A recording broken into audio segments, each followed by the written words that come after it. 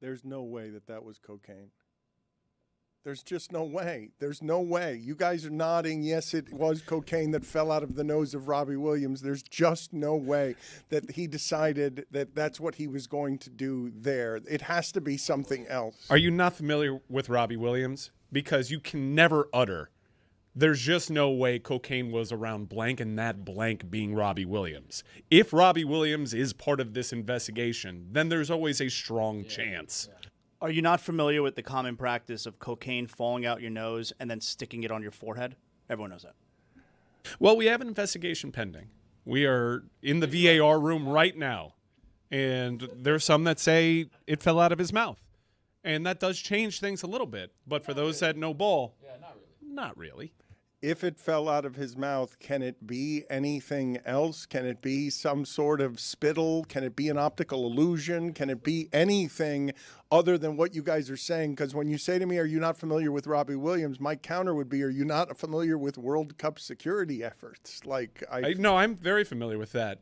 And if Robbie Williams wants to do cocaine, the Secret Service is not stopping Robbie Williams from doing said cocaine. Zaz, which way are you voting here? You're voting that it's that Robbie Williams decided, as part of the first ever halftime show experience that there has been at a World Cup, where they try and put on a Super Bowl type of appearance, and did put on a Super Bowl halftime type of show. You're voting, and you have to be right. You're saying that Robbie Williams' cocaine fell out of his nose, and his quick thinking in that instance was to grab it and rub it through his hair, or just place it in his hair for later. Yayo fell out of his nose, Dan. I'm team it fell out of his mouth, but I'm also team I think it was coke, because Robbie Williams is at the center of this. We should say allegedly for everything here. But isn't it understood, given that I'm saying that there's no way it was cocaine, and the only way it's being alleged is that you guys are saying to me as I ask you, look, this can't be real. I feel like the allegedly is baked into the conversation. No, something was baked, all right. Yeah. Here's my strongest piece of evidence. Did you see Robbie Williams earlier in the day perform? Well, I saw him dressed in a tracksuit, and so yes, a shiny, glimmering tracksuit. Yes, his hair. My dude was. Well, he was on something. Might have been adrenaline. He was also lip syncing. Everyone was. Yeah, was Tom Cruise? I don't think Tom Cruise was lip syncing. No, what a performance from Tom Cruise. Holding the glasses too. Like if he was like, I'm too busy. Like I'm not gonna put them on. I'm not gonna give them to somebody else. I'm just gonna hold them. You don't think that Tom Cruise was lip syncing. You just think that all of the performers were lip syncing. When watching a lip syncing performance, I always think that the performer has to feel ridiculous, going and trying to summon the fake energy involved with I'm not singing at all. I'm just mouthing words. I hate it. They lose me immediately when I see that it's lip syncing. It's just it's dumb. It's a dumb performance, the lip syncing. Well, Jack White wouldn't do it. I guess. Good. I'm assuming Jack White's like, I'm not going to go up there and lip sync. Go send some Muppets. What was that about, by the way? I saw him play the drums. I was like, who's this for? No, wait a minute. What are you saying? I know who it was for. Americana all over the place. What do you mean? Madonna, Tom Cruise, the Muppets? Like, Muppets, I put Muppets pretty high on the list of you don't need to know any language. You know that those things are American. Yeah, sure. Okay, but somebody in like Bosnia is like, what is this? Like, who are these? What are these things? You don't think they pop for Ted Lasso? You think that put it on the poll at Le Batard Show, was Bosnia wondering who the Muppets were? Football is back, Jack. The beautiful game is on a roll, and we'll have an eye on every goal, shouting magisterial. No need to back down. Just park the bus, stop the attack. Will the hand of God put your header back on track? Football is back, Jack. Mbappe's flying through the air. Ronaldo's here for one last prayer. Will Messi come out to play? Or is it victory for the USA? It's corner kicks when the box is packed. That's how you know that football is back, Jack. Let me hear you say.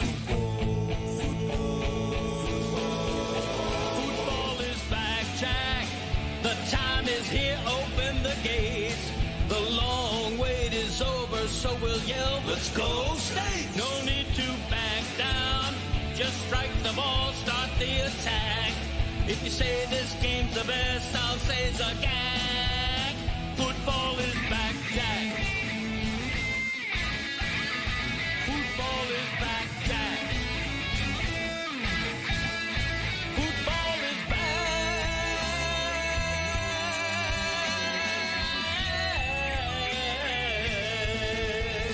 Football is back, Jack. Lamine Yamal's father is Tony's age.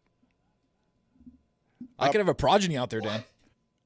Put it on the poll. I think it's Prodigy. No? Prodigy, isn't it? Prodigy. It's not Prodigy. It's, We're off to a rip-roaring start. Is it Progeny? Put it on the poll at Le Batard Show. Would you be okay with Cape Verde being made the second-place finisher right now? Mike Ryan might have been right in preferring to go to Atlanta to watch Cape Verde instead of Messi. I think I would have preferred to watch England try to do something because for the people who do not like soccer, that's not quite the punctuation you want in terms of fun, where you're watching the best player in the world and you have no proof that the best player in the world is anywhere on the field the entire game. That third place game, though, was bananas. Yeah, that didn't appear to be a whole lot of people trying, and defense is hard, and Spain seems to be historically good at it. I want to ask the question of the group here as we're on LeBron Watch today because DraftKings Sportsbook, now available everywhere, all 50 states, has the Miami Heat as the prominent betting favorite on landing LeBron James. Pat Riley will be here. We will be talking to him in the postgame show later on in the show. But I wanted to ask the group here, just across sports, because you've heard me say before that I think that defense is generally criminally underregarded when we do all our analysis on who should be stars, who should be great, who should be excellent in sport. It's supposed to be half the game. We do not treat it like it is half the game. Zaz is one of the few people in the world who loves a 6-3 football game, just really enjoys an American football game that is 6-3. Yep. But when I ask you all-time defenses across sports, okay, Spain has to go in that conversation when they go an entire tournament of this magnitude and allow one goal. Belgium is the only team that scored against them, and the way that they punctuate it, right, is the way that Ray Lewis's defense punctuated against the Giants in a Super Bowl, where you're not going to do anything. Like, our enduring, echoing announcement from this entire tournament is we're going to take the best player in the world, and you're going to have no proof that he's anywhere on the field because we're that good at stopping everyone. There's going to be no space on this field for everyone. Keep in mind, the defending champions, Argentina, had 8 of their 11 starters from the last time they won this thing, and they could do nothing the entire game. And their behavior was a temper tantrum. Like, they were embarrassed by the fact the world is watching. This is going nowhere, and there's no way that we're going to go at the end of this game and do what we've done in the last 4, even though they did have some chances late once people got tired late in that game. Give me the all-time defenses. Give me all of the all-time defenses that you guys would name. And do you think that if we sat here for the rest of the day and took all of sports and all of sports history, that the group of us will be able to name 5 all-time defenses?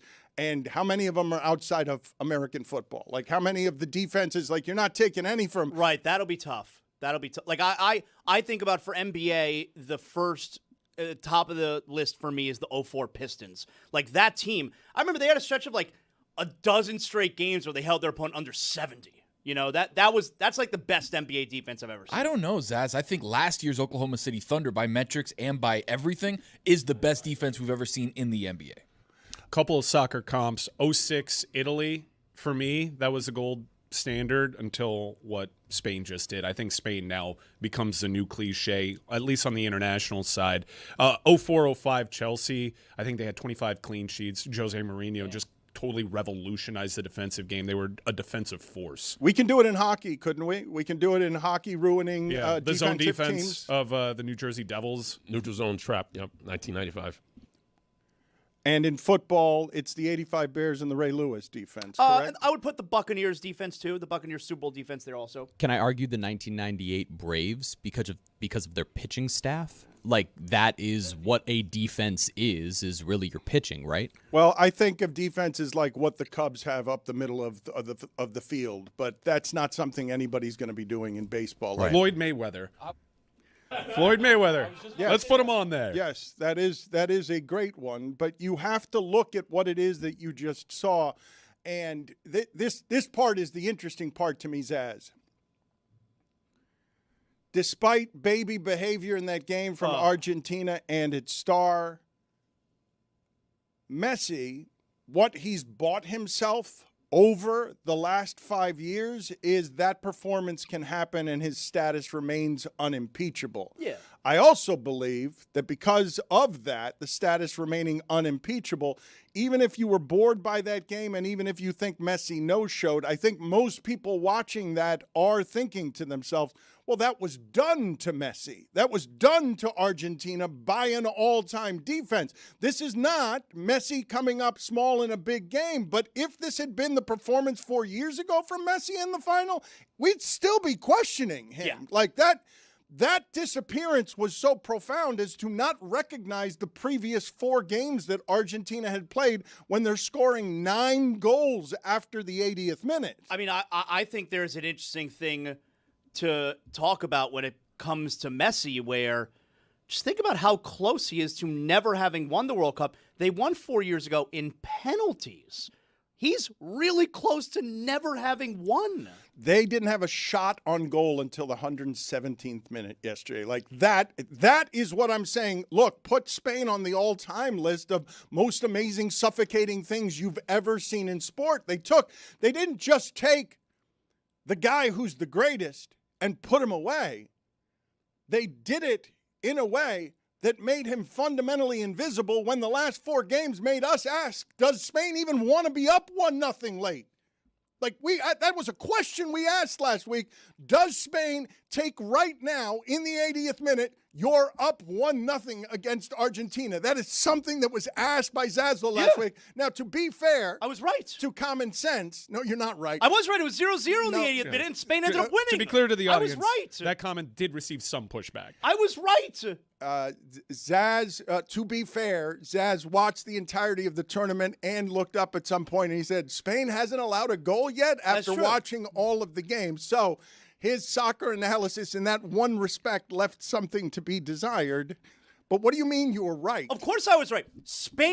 Would Spain have rather been up 1-0 in the 80th minute where Argentina always comes back and wins, or would they rather just be 0-0? And guess what? They were 0-0 and they won. Yeah, so you say, so you're arguing that you were right, that Spain, if They Spain, took my advice, Spain. So just to be clear on what you're arguing, if Spain had been up 1-0, you're saying I go to their players on the field and I'm like, hey, look, I understand this is unusual.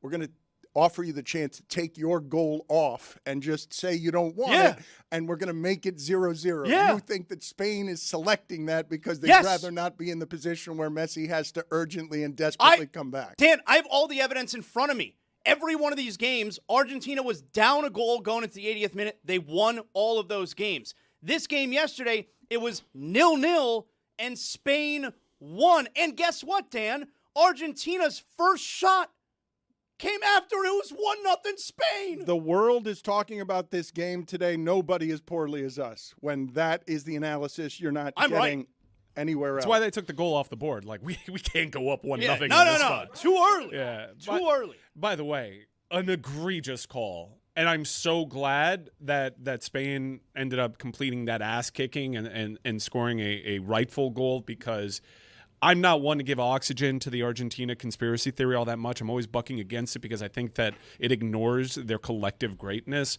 But that was an embarrassment. It was a blight on the game. That's as bad as it gets. I know the Argentinian player got stepped on a little bit. It had nothing to do with the positioning.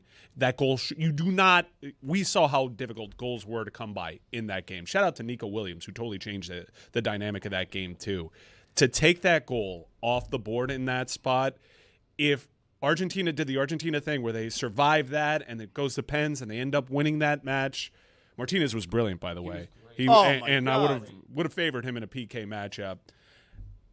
Thank God we are not dealing with the show where FIFA embarrassed themselves with one of the worst calls of all time. Thank God. So Spain you won. would have been upset because I was then furious. I'm still upset. Well, so the conversation would have been today if what you described in the hypothetical had happened. All of a sudden, what the world would have been saying was the punctuation on a really wonderful tournament was the whole thing was rigged for Messi, and it would have felt like it had more credence than it had. I wouldn't have had anything to buck up against that. That to me is as bad as it gets. That was horrific. Dan, I saw going into the game yesterday, Argentina was the only team of all 48 countries in the World Cup that did not have a single VAR go against them. That's kind of nutty. And they got roughhousing kinds of penalties without getting yellow cards before yesterday. Like they weren't being carded very much at all. But can we stop that though? You don't want to stop the idea that FIFA's so corrupt that they were trying to make Messi win the game yesterday, and that goal reversal is proof of that. Like you guys still want to rummage around in that bin? No, I don't ever want to rummage in that bin because I think it takes away from the sporting competition, but I wouldn't have had an argument against that. If that goal remained off the board the way that it did and Argentina found a way to win that game and it ended up costing Spain, that would have been a nightmare scenario for soccer fans everywhere that love the game. That was just brutal. And then it becomes, because the American sports fan and cable television debate shows, they know how to talk about that. And then they're only talking about your World Cup experience through that lens, through corruption, through bad officiating, and it would have been such a blight on an entire tournament. I'm glad Spain ended up the victors because, like I said, as bad as it gets. Were we doing this 4 years ago when Messi had never won a World Cup? Yeah, because of his success from the penalty spot.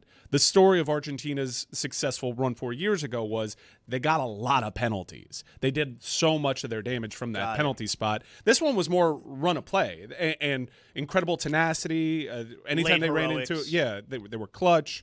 So I hated that narrative was around some of this stuff, particularly that Egyptian match. That's going to be part of the story, and Egypt's football association manager gave fuel to that. That would have crescendoed. We would have reached critical mass if that ended up impacting this final. Start of the day, start of the day. This is start of the day. Start of the day, start of the day. This is start of the day. Start of the day, start of the day. This is start of the day. Start of the day, start of the day. This is start of the day. Yesterday's final was the first time ever that Lionel Messi started a FIFA World Cup match without creating a single chance for one of his teammates. Not one. Mike Ryan mentioned a blight on the game. Is this a blight on the game? Donald Trump wandering around the stage at some point doing his masturbating the elephants dance and refusing to get off of the stage, even though they were trying to sort of usher him off of the stage. Any thoughts on this as a potential blight here? That some of the Spanish players refused to shake his hand, correct? Yeah, I saw Lamine Yamal. It's kind of tough to ignore him when he's a person applying the medals to you, but I saw Lamine Yamal skipped. This is just brutal. Infantino trying to get Donald Trump off the stage for the photo op. I saw Spain has cropped him out of a lot of the photos. I straight up did not watch the ceremony because I'm a Chelsea supporter, and it totally ruined the experience for me last year. And a lot of people found it funny. I was just like, I know what's about to happen here. At least he got booed. I dug that. Mike was saying that the American sports media knows how to talk about fixing. Does the American sports media know how to talk about whether that was indeed cocaine falling out of the nose of Robbie Williams? I want to ask you another poll-related question. If you're over 40 years old and wearing the tracksuit, have you given up? That because in soccer, a lot of people are wearing the tracksuit. A lot of the coaches, the assistants, the ones that aren't in suits, during practice and whatnot, wear the tracksuit. But I know that the tracksuit is the eminent domain of the fat guy after 40 who doesn't want to actually put on a belt or anything else, so you just put on the sweatpants and you go. I think Zaz's future, much to Tamara's dismay, has a whole lot of this in it. But I want, not the cocaine, the tracksuit. Robbie Williams does, though, get dressed to do the post-game shows. Was this post-game or halftime? I think this was on a German post-match broadcast here. And so you guys are claiming the cocaine rock fell out of his nose or mouth. We'll find out together. And landed on his microphone. He picked it up, took it, and everyone sees what's happening. He's holding it now. Put it on your forehead. And now he scratches his his forehead, and it does indeed stick there. So I've lost my ability to call that spittle because it's not drying up and it's staying as a solid compound. It's for later. So wait a minute. So now you've got Robbie Williams on television, and he's looking for it. He's trying to scratch it. Somebody's saying to him, evidently, "Hey, Robbie, you've got cocaine on your forehead. Try and scratch it off." This is crazy. Like even though it's not crazy, even though you guys are telling me, are you familiar with the whole thing with Robbie Williams? And also, just look at him. Like that guy. If I didn't know any better, I would say that's Robbie Williams. If I didn't know better and it wasn't a famous person, I would say, yeah, that's Miami and that's a Saturday night. That's how somebody dresses in Miami on a Saturday night. They put on a bunch of jewelry, too much cologne, and there's cocaine on their How'd you know it forehead. was Cuban? The presence of mind. He saw it fall on his microphone, and what makes me think that it was indeed a foreign substance was the presence of mind to take it off the microphone and then put it in his hair. Like that's a veteran player that's done that move before. I'd like to break this down. We have the telestrator, and I'd like to break this down frame by frame. So let's go ahead and play the video, and I'll tell you guys when we should stop. So Presence of mind. we You have thought that was presence of Robbie mind? Williams here. He's putting in some headphones. He grabs the microphone, and this is the moment we're going to look for. It cuts close. All right, so stop. No, go back. Give me a few frames back. Let's go back right now. Let's get back to where So he his is. nose or his mouth? Let's find out right here. All right. So give me frame by frame. All right, by frame. Highlight. I think I see a little white residue in his mouth. Here. That's where I see the little white residue. If we can get that up on the Great screen. job. You could see it right Why here. would there now, be cocaine let's in his keep mouth? playing. We'll playing. explain this to you later, buddy. Little You frame don't by know frame. ball. Let's go right here. Oh, there it goes. It shoots right down here. Now, let's see what happens next, because I believe you're going to see ultimately the cocaine go right up there to the corner of his forehead. So I'm going to go back here for a second. I'm undoing this. So you see it shoot down. Let's keep things rolling here. Now, you can see it right there. Stop right there. Nope. Back. Few frames back. All right, we're going to need to see this good. All right, play that once again. Let's go forward. Stop right there. Now, right there. circling It's right here, right you there. could see what may be cocaine right here on this pink microphone. You see Magenta TV. Now, let's continue to play this video. Let's see what happens next T-Mobile as must Robbie love Williams this. grabs the cocaine, potentially, allegedly. It's in his hand. He's waving it around. Now, you'll see the left hand go up to the forehead. Stop right there. Put that shit on your This forehead. is the area you want to see. You want to analyze this right here. So let's get rid of that. Let's go forward. Let's go. And stop right there. All right. No need to go back. We see the alleged cocaine in the corner of his forehead, potentially being saved for later. The presence of mind that this has been described as, I would say that the way all of that happened for Robbie Williams is the worst way it could happen. You're telling me presence of mind. He's bringing yet more attention to did I see that by not just brushing it off of the microphone, by taking it, rolling it around in his finger, holding on to it for a couple of beats because he was hiding it, and then scratching his hair/forehead. He did not intend to leave it stuck to his forehead. I don't know that. You know, he was trying to conceal that. You know Yeah, this. he was. He was trying to put it on the hairline. He just missed by a little bit. Why is that presence of mind, and why do you guys think it's presence of mind when all he did was try to put the cocaine on his mind? Well, because he did not want to lose the rock.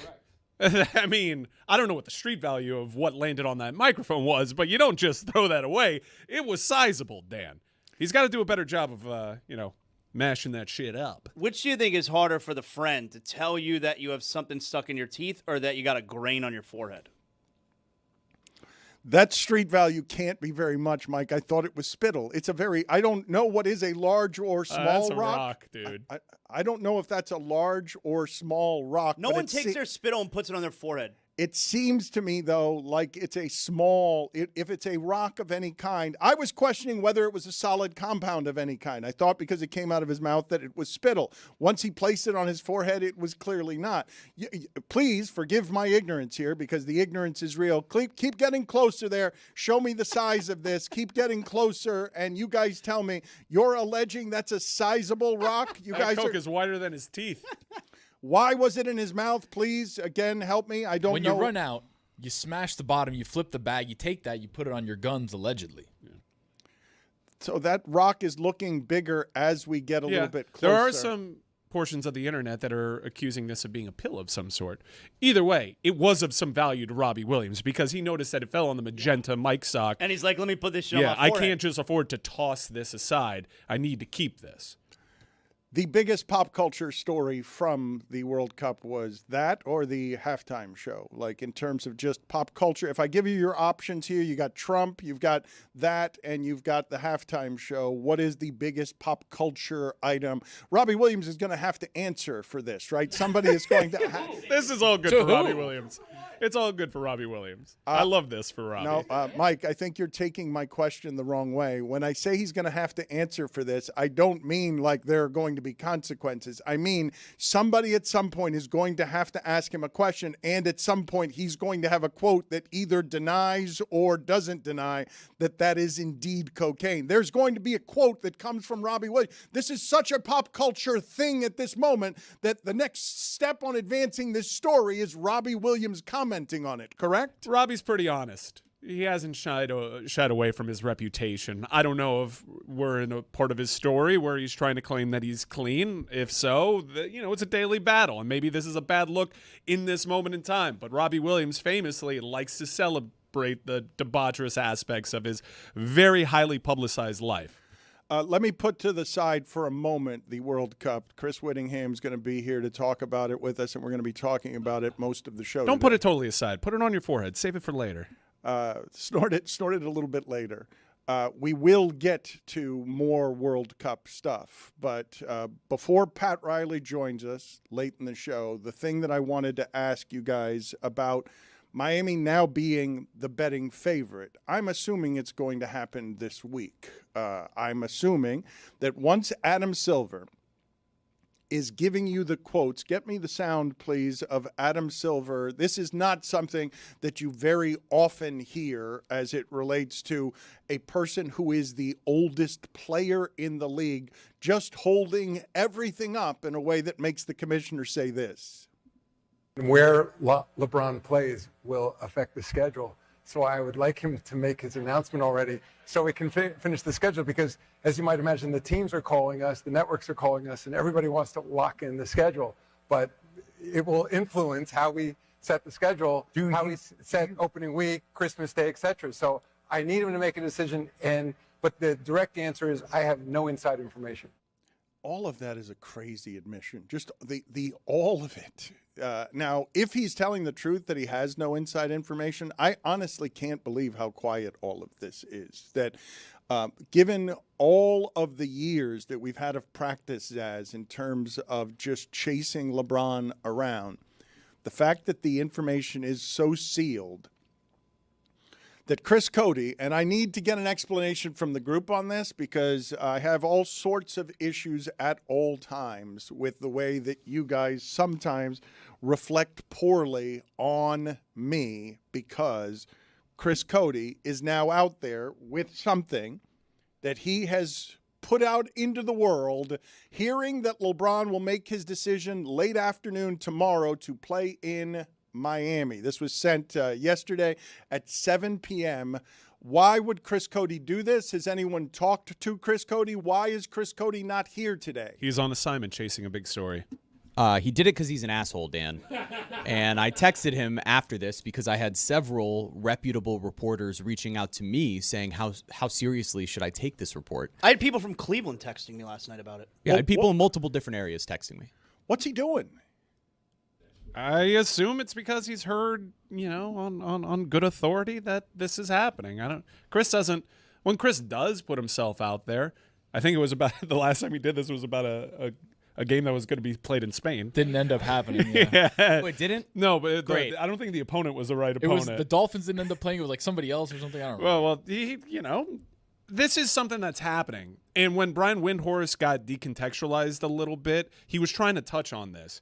This is one of the nightmare byproducts of stretching this out this long. I've heard from about 200 Miami douchebags that LeBron James is 100% coming to Miami. And you have to consider the source. And I'm not saying that these Miami douchebags are going to be wrong. They feel very strongly that they're going to be right. But what Brian Windhorst was trying to say is Miami is not the only town with douchebags that are 100% sure that LeBron James is signing there. There's also 100 Cleveland douchebags, 100 Philly douchebags. Yeah, but what about the change in the betting odds that makes Miami what appears to be a prohibitive favorite right now to land LeBron James? Because taking you guys back for a second, okay, 16 years ago, and we've talked about this before, both Stephen A. Smith and I were hearing at the same time from an assortment of different people that same thing where these things require planning. He's bringing in a giant economy and business to town, and there are certain preparations that need to be made before he does that. I think he's delaying this because he wants to enjoy his vacation before he has to ramp up the start of whatever is moving his economy, not his life, moving the economy over to Miami or wherever, where people have to get to work on the planning for next season, because this is a giant thing that moves even though it's the oldest thing in the league. Stephen A. Smith said at the time, I will never go through, and I said the same thing, the fear that I had because I reported something was so based on so many people telling me that they had it, that they knew that it was so. LeBron was coming to Miami. But at the time, Bosch and Wade were both saying, yeah, we think so, but we've got to watch because we're not sure, right? This happened with Ricky Williams his last year at Texas. He's going up to the press conference to announce that he's leaving, and then he changes his mind on the way up there and says, I'm staying for a year. So people were worried in Miami that because it's one guy's decision and he's in control of all knowing, that he would change his mind at the last minute and then they would be wrong. But the same thing is now happening where you're hearing everywhere so much that, yeah, LeBron's coming, that I don't trust that it's gotten to Chris Cody, and I don't trust his vetting process on who he's getting this from. I thought he missed a golden opportunity to tweet that from the Slow Report. What are the odds that he was just drunk after the World Cup and meant to do it from the Slow Report? Well, the timing, my investigation suggests that the time stamp on that is 7:03 p.m. while he's on holiday after a World Cup final. Yeah. Likelihood is that there was something in his system. Zaz, what's he doing?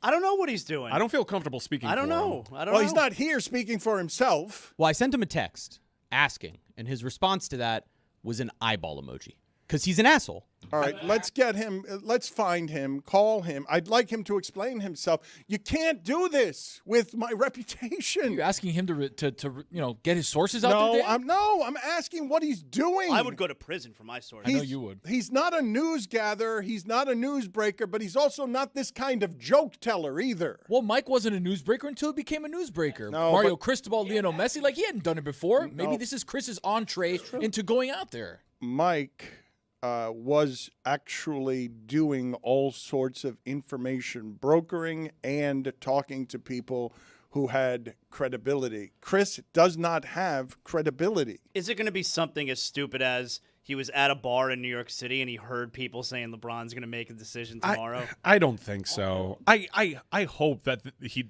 does have a certain standard that this has to pass, because I'm sure Dan's heard the same thing, Zaz. You've heard the same thing too. They're not all douchebags that are thinking that Miami's coming here. There's strong movement right now. The market prices reflect that. It's because Chris went out there and said it's happening. No, and he didn't. 400,000 people have viewed it. So yeah, he didn't move the market's line. Moved. Look. If it were Cleveland, I do think that the longer that this goes, the more it suggests that it's a little bit more complicated than him just going back home. No? Now, Bill Simmons has argued that it's still Cleveland. Bill Simmons has been wrong the entire summer on basketball stuff.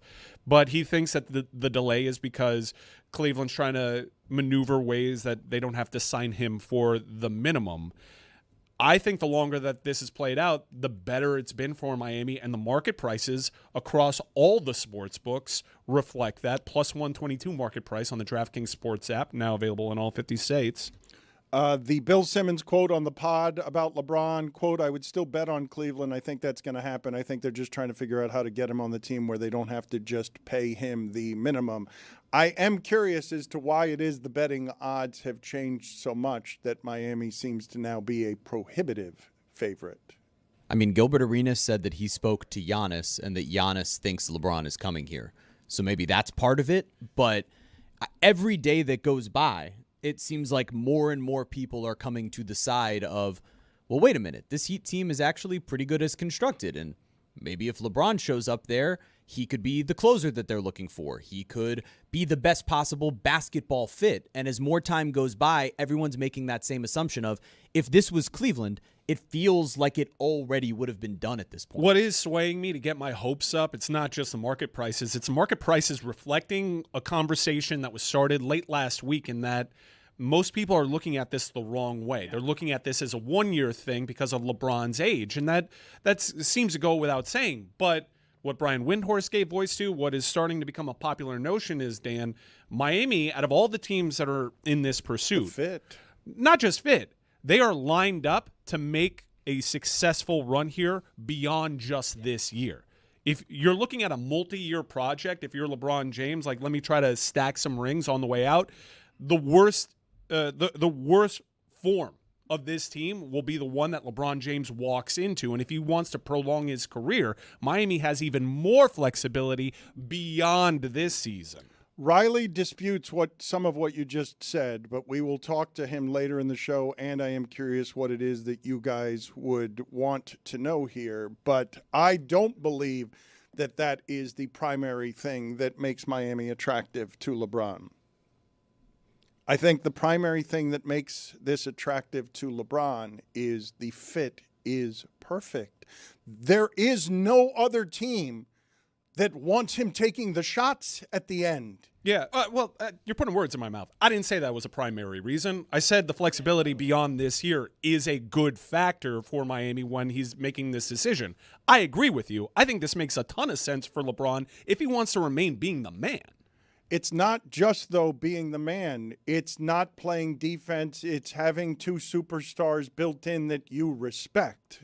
This part is important to me. I don't know how he feels about James Harden, but in Cleveland, you're going to be fighting for the ball with Donovan Mitchell and James Harden, if James Harden even stays there after LeBron gets there. And here, it's plug and play, and I just don't believe that nobody knows anything. Like, this part is confusing to me, because if Pat Riley is working 4 years to get Giannis, it's not for not knowing that he's got a plan that is LeBron or that is Giannis adjacent. Like, it's not just you're going to try and get Giannis, and then it's a coincidence that Wiggins signs the deal the way that he signs the deal. And that they made no effort to keep Norman Powell.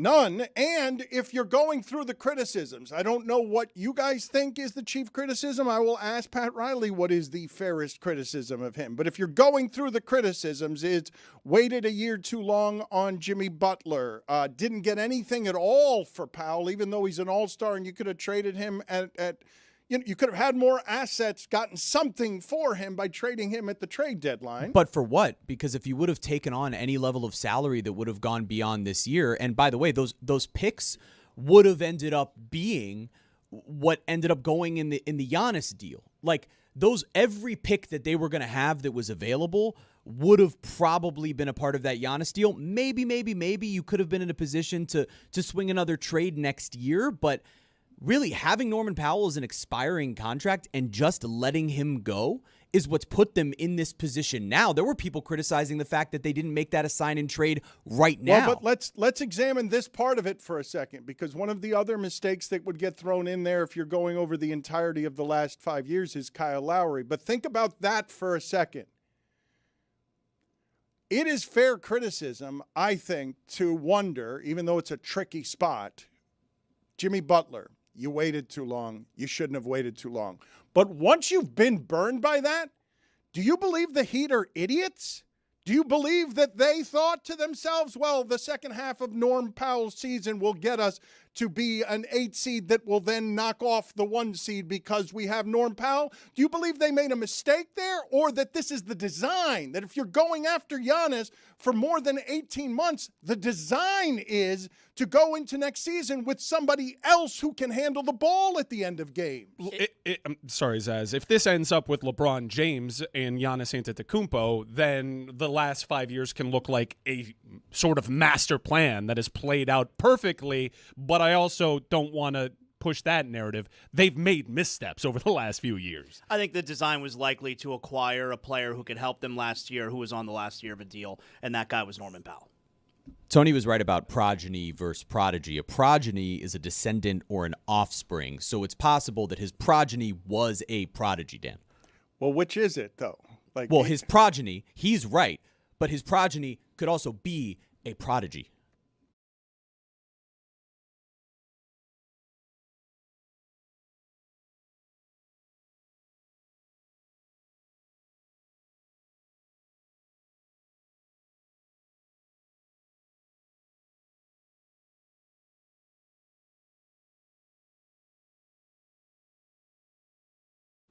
Prioritize the individual over the team, and this would be one of them, because it's not even a no-hitter. Like, that time is past in baseball. There are a lot of bullpen no-hitters, and in fact, I don't even think that they get very much fanfare anymore because of how it is you've cheapened the no-hitter when it's 6 bullpen guys walking 6. But a perfect game. 27 batters faced, your team doesn't make any errors, you don't walk anybody, nobody reaches base. There have only been 24 of those ever. And he was 6 outs away. Do you guys hear a lot of arguments on the other side of this? Is this about as close as you will come to consensus in sports, where most sports fans are like, oh, come on, they used to throw 130 pitches. You got to let him finish that game. I'm tired of all of these maximizations of efficiency that steal the sport's soul by doing silly sort of math instead of like giving a young pitcher a chance at immortality. I mean, almost every Marlin fan reaction that I saw wanted Yuri Perez to at least have a shot at getting 6 more outs. It's why it was so weird. Like, the Marlins television guy, Kyle Sealaff, called Marlins fans brain dead. Yeah, who felt that way. He did. What? Yeah, brain dead. Yeah, he apologized for it. He walked it back, but yes, he was castigating the audience in a way that was dismissive, and he then apologized. They have a dead brain, Greg. That's absolutely ridiculous. What? There you go. There's a rumor that may make the catchphrase countdown. Right, and the committee has met on this, and the reason it qualifies for the catchphrase countdown is that although that just sounds like gibberish, what it is a repeat of the word what. Tony, you got to work on yours because it does have that. Well, he's the master, though. I know, but mine's lacking the parrot. Well, you can try to upgrade your game. What? Yes, it's a series of 8 was, WHU, followed by a what? Yes. I'd like you guys to challenge each other here. Okay, go ahead, Tony. What? Oh, I see where it is. It's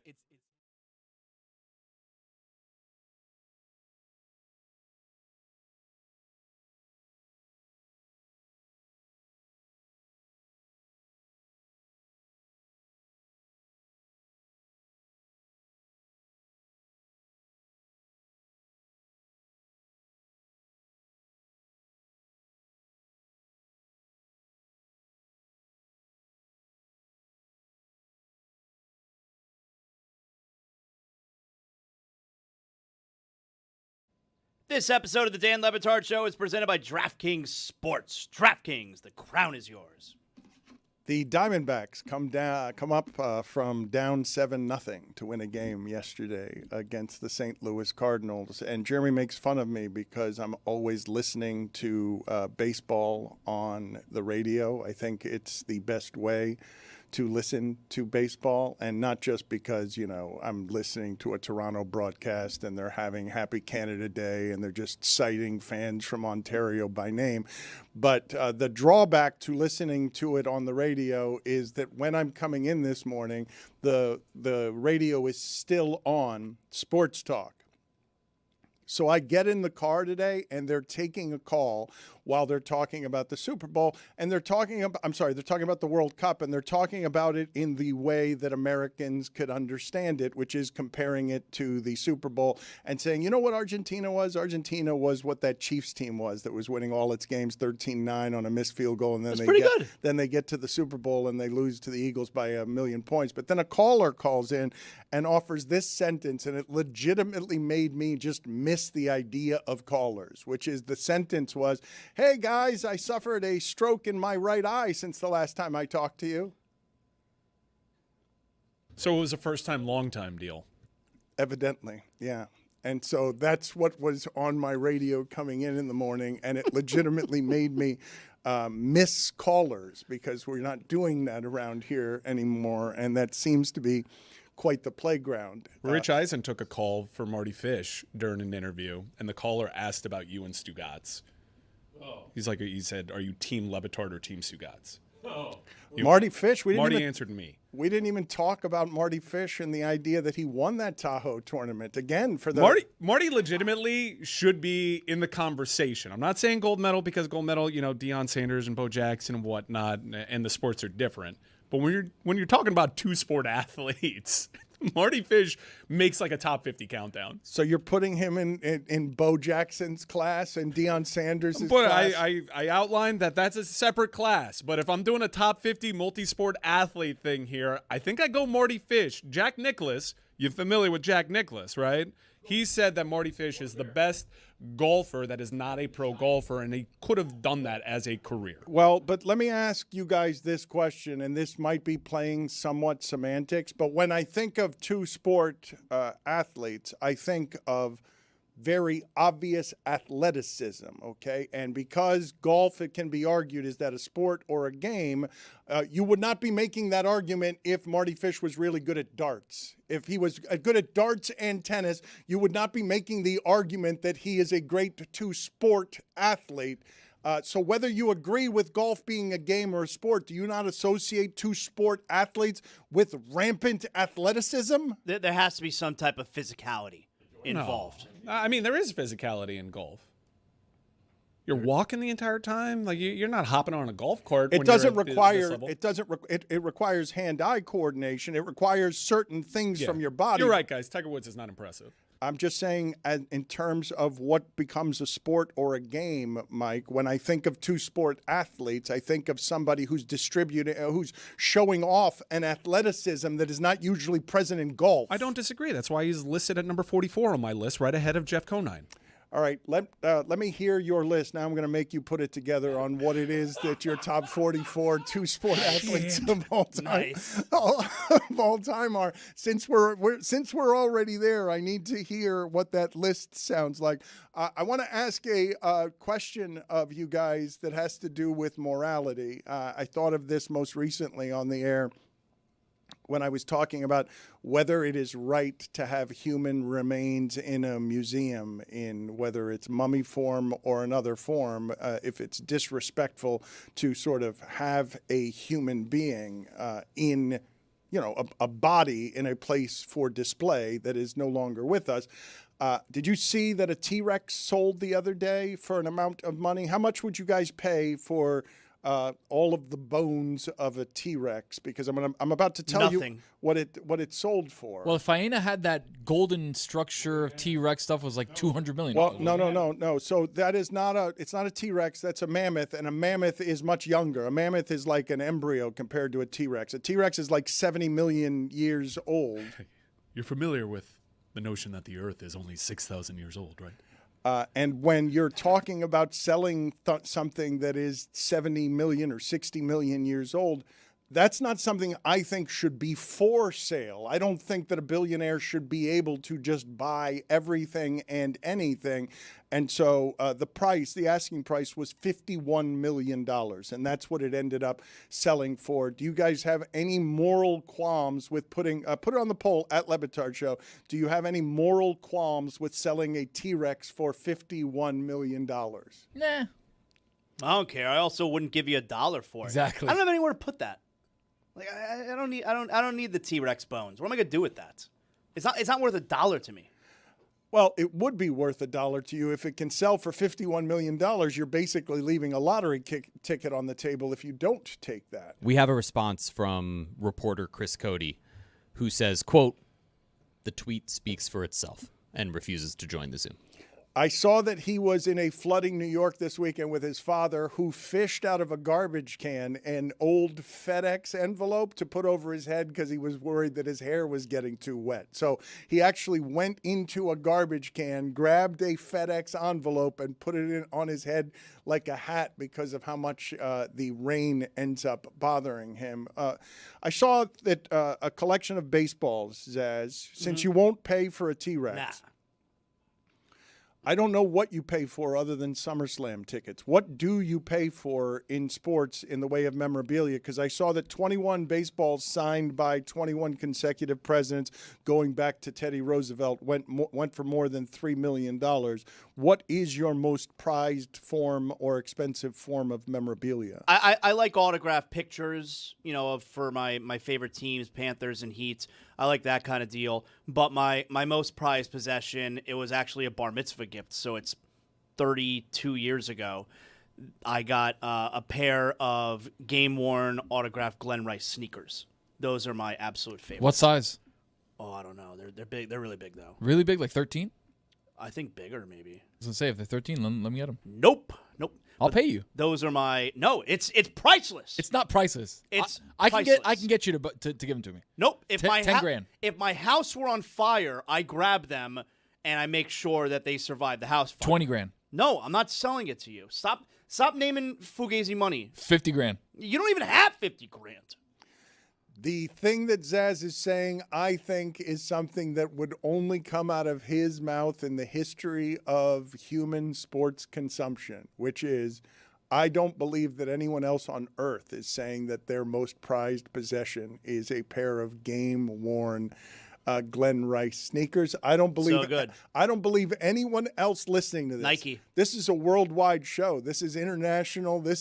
Our show's huge in the Philippines. Like, this show is something that reaches the world. I do not believe that anyone listening to this, not one person, would say that they would go back into their house and, if there were a fire, run in and just grab their game-worn Glenn Rice sneakers and run out of the house. I believe that is an exclusive Zaslow thought. The craziest part about this is he's friends with Glenn Rice now, so he could replace them. I mean, I don't want to replace them. I like these. Right, but like, I'm envisioning a world where there's a fire in your home, and your first thought isn't, let me make sure that my family is aware that there's this fire. It's let me sprint to the room. Like, what am I going to do? I'm going to carry them out the house? You could replace They these have sneakers. legs. And by the way, I would actually, the reason I wouldn't, because people are probably saying, Zaslow, why aren't you grabbing your championship rings? I could easily put the rings in my pocket, all right? It's 2 rings. I could easily put them, or I would open up the ring box and I would actually put them on my fingers and run out. So that's no issue whatsoever. That's good work by you, making sure that you can counter anyone in the audience who's saying, how can the Glenn Rice sneakers be? But would you agree with me that there's no one listening to this, not a soul, not a person listening to this, who values Glenn Rice game-worn sneakers the way that you do anywhere in the world? Good. But you agree with it, yes? Yeah, I don't think anyone's prized possession, unless they're in Glenn's family, of course. No, I don't think so. Oh, I don't really? think even in his family. I believe they're saying Dad's old sneakers can burn. No, that's my favorite item. I love it. We're going to have Chris Whittingham on with us, and Pat Riley's going to join us at the end of the show today. Is there anything that you guys want to know from Pat Riley? Because one of the things that happens to me that becomes something of a conundrum anytime we talk to Pat Riley around here, always want to talk to Pat Riley because he's a library about the entirety of his career, right? It's fairly absurd, some of the things I'm about to say right now. Go ahead and try to think of all of the executives throughout sports that you think are older than Pat Riley, because nationally and internationally, there are not going to be many people who have been at this for 6 decades. He's been to the finals 19 times. He was teammates with Wilt. He played against Bill Russell. He obviously, you can tell era by era the entire story of the league, right? It's Magic, Kareem, it's Bird, it's MJ, it's Shaq, it's Wade, it's LeBron. The entire story, Wilt and Russell, the entire story of the league could be told through this man. And sometimes I feel like I'm wasting his time if I'm asking about the micro minutia of the day. But I don't actually think that anyone in our audience wants to hear about the past right now. They'd rather hear him give non-answers, because you're not. What do you think he's going to say to is LeBron coming here? Like you think yes, yeah, or no, I've lost him. I blew it. Like. He's not going to say what you want him to say, and so I feel a bit like it's a waste of time to ask him that stuff, but I feel like I have a responsibility to the audience to ask him that stuff. And the reason I ask you the questions is, okay, and this is a little more, this is a little darker, right? But because my wife's father died suddenly, and because I've been having some conversations around that grief with her, about the suddenness of, you never know when a last conversation with somebody is going to be. For 30 years, legitimately 30 years, Pat Riley has done my job for me. I ask the question, and what comes out next, whatever it is, always helps me write columns, helps me do magazine stories, helps me write some stories. Some of the best stuff I've written is with Pat Riley, because he volunteers the idea of, when we lost to the Knicks, I'm weeping at my desk and Alonzo Mourning has to grab me by the back of the shirt and tell me to go talk to my damn team, do my damn job, because he volunteers the parts that make the storytelling good. But I don't think it's what the audience wants today. I think they want the gratuitous questions that aren't going to get the kinds of answers they want just so that they're being asked. And I ask you, what's the point of that? Yeah, they want you to sit down with Riley and find out some kind of tea leaf about what's happening with LeBron. You're talking to Pat Riley today. They want to hear about LeBron, which is a little bit of a disservice to Giannis, because they just introduced Giannis last week, and that's really what this summer has been about. It's been about acquiring Giannis. But even that's small compared to the lineage I just gave you. Giannis pales, all those names I just gave you, Wilt, Bill Russell, LeBron, Shaq, Bird, Magic. As great as Giannis is, he does not belong. Maybe he does. He's right behind those guys. He's awfully close, but one championship, he's awfully close in terms of just talent and greatness. But the thing about this trade to me, even though I know everyone in town loves it and I understand why they love it, this is the most desperate act I've ever seen from him. It is so all or nothing. This risks for the first time the team being terrible after Pat Riley is gone. He's never done that before. He's trading 7 years of investments. It's not just that it's 7 first-round picks or the equivalent. It's everything he's cared about investing in over the last 7 years is going to Milwaukee, because you go back to Tyler Hero and you go back to the recent first-round picks. This is everything the Miami Heat have been building for 7 years. They've sent it all away in an act of desperation that is very much win now before Pat Riley's mortality window and career window close. It's a desperate act. It's an all-or-nothing act.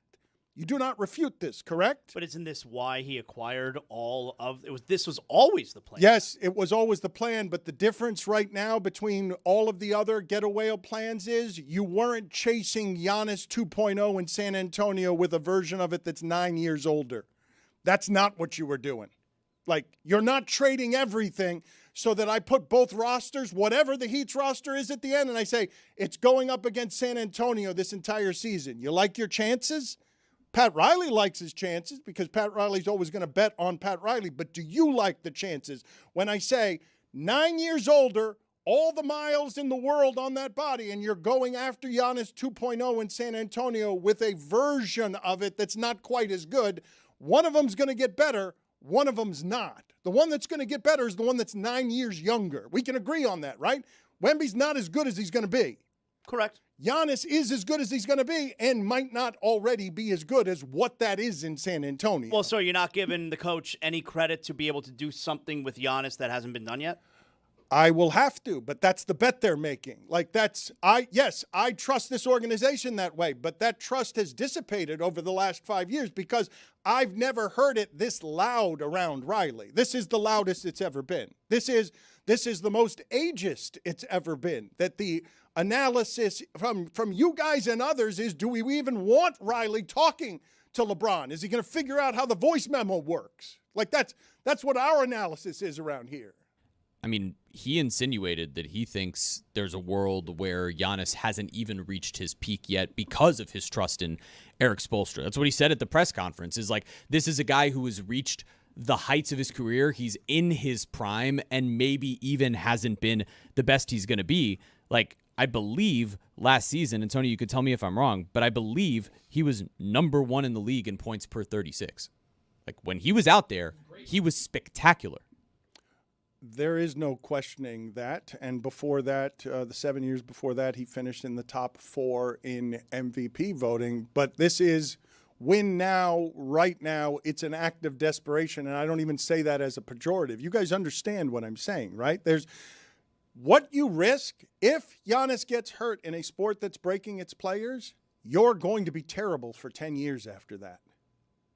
Sure, okay. But the bet you're making is I'm going to go out and be desperate, right? Pat Riley says it's either winning or it's misery. That means it's either desperation or you're losing. So, like, you have to go out and make desperate moves to get guys that are, 7 years in a row that he was top 4 in MVP voting? Like, that's the desperation move. You go get a superstar. You do understand what I'm saying, though, Zaz, when I say it's not just merely that they're trading the last 7 years of investment. They're also trading pieces of the future for right now, this minute. And the betting odds, or the market price, on what it is that's happening with LeBron James suggests that that's another piece that's going to be down here too. You say it's unfair to Giannis to make this conversation about LeBron.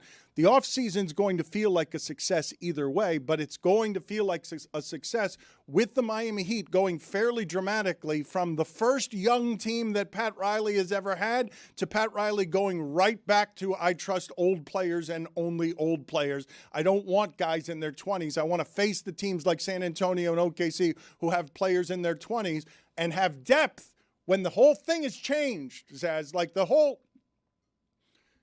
among the most amazing things Pat Riley has done over 6 decades is continually reinvent himself. He used to go for the inefficient shot in the post with the tallest player who was being guarded, and the whole game has changed around him. One of the things that has now changed is the sport is actively breaking its players. All of the teams are going for depth. Jaylen Brown just got traded because all of the teams that passed you are going for depth. They're not building like this. This is not the way that people are building anymore. This is the way Pat Riley is building, going up against, I say it again, a model in San Antonio that is younger, stronger, bigger, faster than the 9-year-old model of Giannis that Miami presently has. Yeah, like, I obviously agree that you have to have depth in the league, but all those teams that have the depth, they also have these superstar players. So what's the point in having the depth if you don't have the superstar? And Pat said, hey, let's do the hard part. Let's get the superstar. And then we, like, the plan is to have Giannis. If they get LeBron, the plan for LeBron is a year or two. The plan with Giannis is the rest of his career. Like, the plan isn't let's make sure we win this year with Giannis. It's we're going to have him the rest of his career. Let's win as many times as we can before then. Just be clear on this is Pat Riley pushing all of his chips to the table for one last big shot in Miami. Absolutely. And you look at what the Knicks just did, right? They got a lot of veteran pieces together. They don't have a lot of young 20s guys like the Spurs did. You saw the plethora of mistakes that the Spurs had in and out of those finals where the Knicks, they were down, but they continued meticulously. All right, boom, boom, boom, boom, come back. And if you want to build a team that has a superstar and depth, you're going to have older guys that have been there and done that and know what to do. With the older guys, it worked for them. With the younger guys with OKC, they broke down. It's the luck of the draw. It's not always about age. It's about having the best player and hoping that the experience that you have around them leads you to where you need to be. Oh, but it's not quite luck of the draw. We're all playing probabilities here, and older players are more likely to get injured than younger players. That's just a I feel like I could say that empirically and factually, that if you had to guess who's more likely to get hurt, young player or old player, and you're playing all of the probabilities, old player's the answer to that question. Tyler Hero's 26 years old, and he's missed a million games over the course of his career, and Giannis is a guy who's been durable. So you're disputing what I'm saying? You're saying it's totally random. It depends on the guy. No. If I'm playing blackjack, the cards are all coming out. What are the probabilities? Yes, it depends on the guy per person, but what I'm asking you is, what's more probable? It's not luck of the draw. What do you think is more probable? Giannis getting hurt or Wemby getting hurt? Which one's more probable? They're both kind of even. I'd say even odds on those because Wemby's been hurt a lot in his career. Right. But if you look at the way that the game is pacing, younger guys are having these traumatic injuries. Yep. Jason Tatum with an Achilles. Tyrese Halliburton, if it wasn't for him tearing his Achilles. You guys are in Game 7, disputing they what might I'm win. saying, that a guy who's been injured before who is older is more likely to get hurt than a young player who hasn't. You're disputing this. I don't think that it's blackjack. I don't think it's as simple It's as what you're saying. probabilities. Yeah, but the probabilities are based off of the player that you're acquiring. Giannis Antetokounmpo individually was hurt last year and missed significant time for the very first time in his career. If you look at Wemby, he's missed multiple games throughout his career in every season he's played. You look at Tyler Hero, for example, a guy who constantly misses time. This isn't black and white, games played equals whatever. For that matter, Giannis, the reason he's had the type of success he has in terms of durability is because, unlike Jason Tatum, unlike Tyrese Halliburton, he wasn't built in a lab exercising the same muscles over and over and over again from the time he was 12 years old. There's a Tommy John epidemic happening in basketball with these Achilles because of these young guys and the way that they train, not because of the older ones. They're the more durable ones. James Harden, LeBron, all of these guys. Chris Cody is shaking his head. Evidently, he's frustrated that he keeps going in and out of tunnels on a bus, and I don't know if he's ready or not. We will see if his sound is okay. Ready. I'm ready. Okay. I'm ready. What are you frustrated about? What are you shaking your head about angrily? That we've taken so long to get to you? I'm approaching a tunnel. That's it. I'm worried about internet, and I think I got some good stuff for you, and I want to miss it. Well, what were you doing yesterday? Why did you send that tweet out? You're claiming we've got all sorts of people calling us, and now the market price has evidently changed because you've moved the needle on what the odds are, what the probabilities are. Why did you tweet that out yesterday? I sit by my tweet. I'm hearing things. Like, am I not allowed to hear things? Should I not? Like, I thought we're in a clicks business. Like, when I hear things, I work for our show. It's my duty to let the people know I'm hearing things. Yo, why is that seatbelt so tight around your neck? My bad. I'm just, trying to be safe. Tony is claiming you're on a gummy and that the glasses are hiding that you're on a gummy. You cannot be trusted here. You are not reputable, and you've got a credibility issue. We'll see today. Okay, so not about the gummy part. We know about the gummy part. I know my guy. I heard the couple first sentences and I was like, ooh. So wait, it's early. It's early. We've been going hard at night, so we slept in a little bit. I'm just out of bed here. All right, so you're sitting by your tweet, though, and you're saying that tonight, what kind of nerves do you have? You're sitting by your tweet that LeBron is going to announce tonight that he is going to Miami. You're sitting by that tweet. I sit firmly by it, and I've been hearing better things even since the things I was hearing yesterday. Yo, why is your face off to the side of the camera? Why aren't you in the center? I'm in an Uber with my daughter and my family, and I'm not trying to why would I want the window to be 3/4 of the frame? I thought that actually was a good shot. I was showing New York. Would you like me to get center frame? Here we go. No, I don't know why Zaz is critiquing just how you're doing this when you're breaking news that no one else has, and you seem to be very confident, unusually confident. You're not usually this confident about anything. Let's remember, just the last thing I got out there with the report on, I believe, was that the Dolphins were going to play the Bengals in Spain, and that never happened. They ended up playing the Commanders, I believe. Well, what is the point that you're? My point is that I believe the last one of these I did, I was wrong. Okay, but so you're doing this. I don't. Are you afraid as you do this? Are you doing it for attention? Are you doing it because you're sure you're going to be right? I was saying before you came on that the last time Stephen A. and I did this, both of us swore, no, this is too scary. We're never doing this again. And here you go boldly and face first into these waters. I mean, this is just fun for me. Like, this is good for business. I hate you. All right, so you don't Look care. like- You don't care whether you're right or wrong. You don't care about the credibility. It's good for business because what's business? Just getting attention? I know what I heard, so I can't be wrong. No, you can be wrong because your source can be wrong, and you're only good as your sources, and you don't have any sources. Well, there you go. That guy could be wrong, or no, or a woman. That guy or woman could be wrong.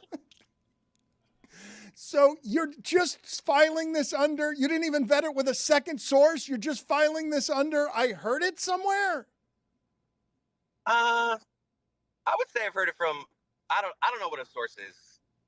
Okay, get out of here. Get him out of here. That's it. I can't do this anymore with him. He's trafficking on, I don't know. You seem pretty high. I don't know what a source is. You seem pretty high to me. And quite honestly, that was regrettable. I think our credibility did take a hit. It seems like he only took his information from one source too. Chris, did you not adhere to 3 sources? No, I'm kidding. I've heard this from guys. I sit by my source. Yeah, you and said by that my- already. You're Yeah. you don't feel comfortable enough to stand by it, but you're just comfortably sitting by your source. Well, I'm sitting right now. I don't want to be. I'm in the truth business. All right, I said, get him out of here. I don't know why we asked him a follow-up I'm in the question. truth business. Get back to your list of top 44 two-sport athletes of all time. It's almost done. Okay, keep working on that. Chris Whittingham is going to join us here in a little bit to talk a little bit about the important soccer game that was played yesterday. I imagine some people would like to hear Chris Whittingham's thoughts and some more thoughts from around here, but I do want to tie up this loose end because I thought I was just saying, Zaz, and I don't know which side you are on here, but you've got Jeremy saying that injuries are 100% random. And I have known as a truth my entire life in sports, the person who starts to get hurt is more probable to get hurt after that once other parts of the body start breaking down to compensate for a body part that is not working right. That is what happened to Kevin Durant when he fell apart and all of a sudden Kawhi Leonard is winning a title because when I just think I thought it was a fact. Older players more probable to get hurt. Previous players more probable to get hurt. Yes, of course you can have outliers, of course. But that doesn't mean that you're not playing probabilities when it comes to injury. Yeah, but the question is, has Giannis started to get hurt or did he just get hurt this past season? Because otherwise, for the rest of his career, he's been pretty durable. I think this year we could get an answer to that, but I'm willing to believe that he got hurt, and he's not starting to get hurt. He got hurt, and also how hurt was he, right? He was He trying wanted to come back at the end of the He wanted season, to come apparently. back. The Bucks were like, no, we don't know. And then he was like, all right, I'm not Right. going to play it, but I want to play it. So it's like, how hurt was he? Was he trying to, like, make a point to the Bucks to try and do stuff? Like, who knows? Right. Before this year, only, what are we talking, once in his career has he missed 20 games. That's a durable player, So I want to see. He may have just gotten hurt this past year. I am looking at this from the perspective of what I said earlier in terms of this Tommy John thing. This Achilles issue has been an issue with some older players, but primarily with the younger players in the league because of the way that they're raised and the way that they're playing year-round. This is not dissimilar from the Tommy John issue that we had in Major League Baseball with guys chasing velocity and seeing way more younger pitchers than older pitchers in the last decade going through this.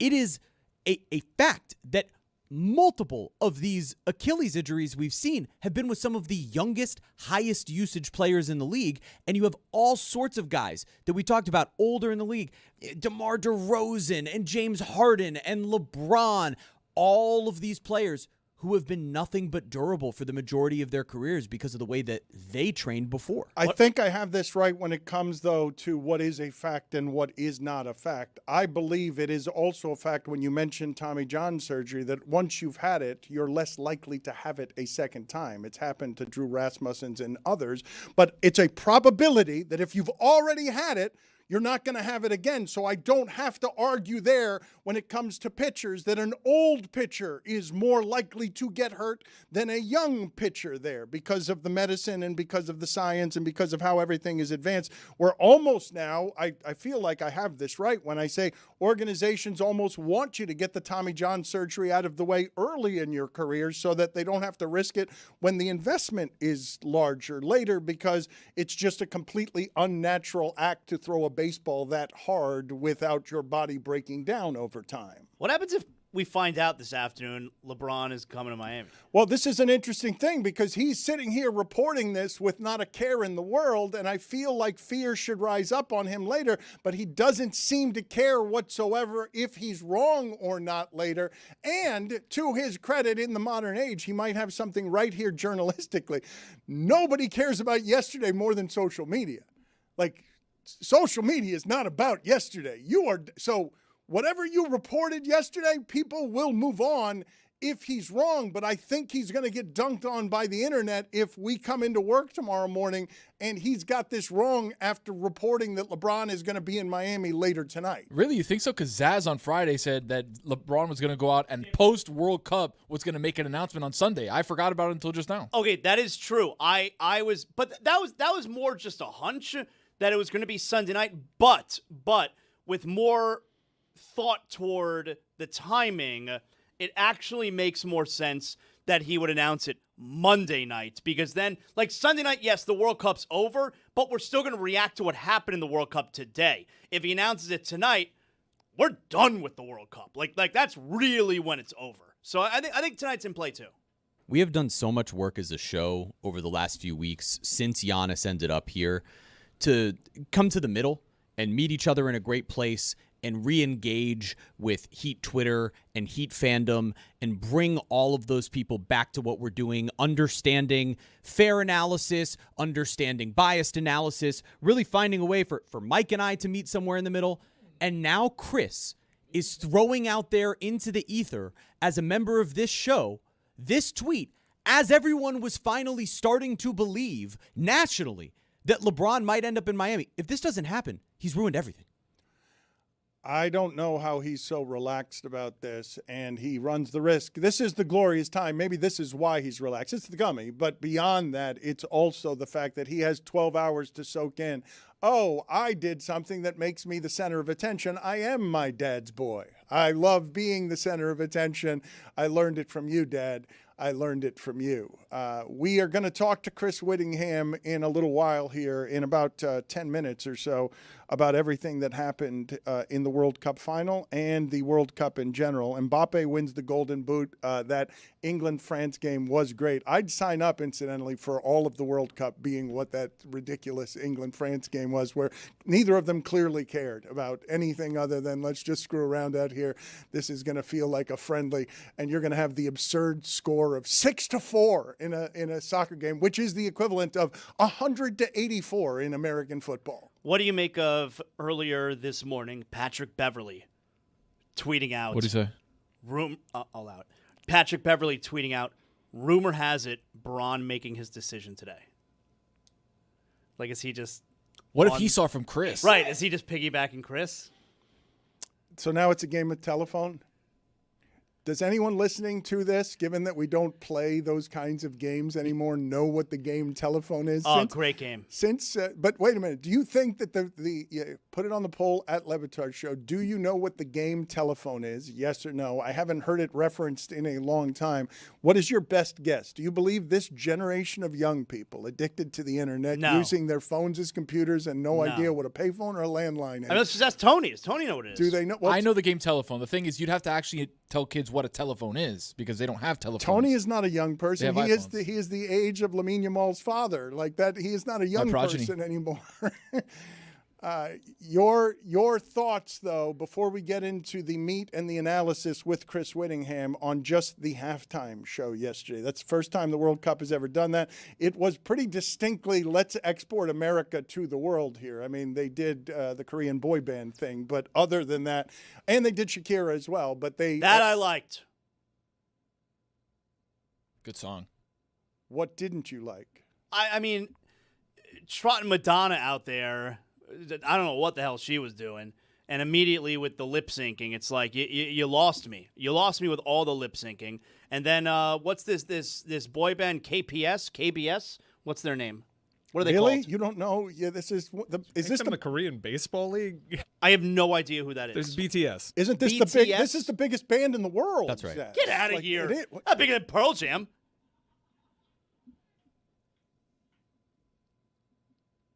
Zaz, that's the biggest band in the world. Like that show, if they paid the artists, I don't think they paid the artists. I think it's just like the Super Bowl. The artists don't get paid. You just get a sort of a production budget to make the show what you will of it.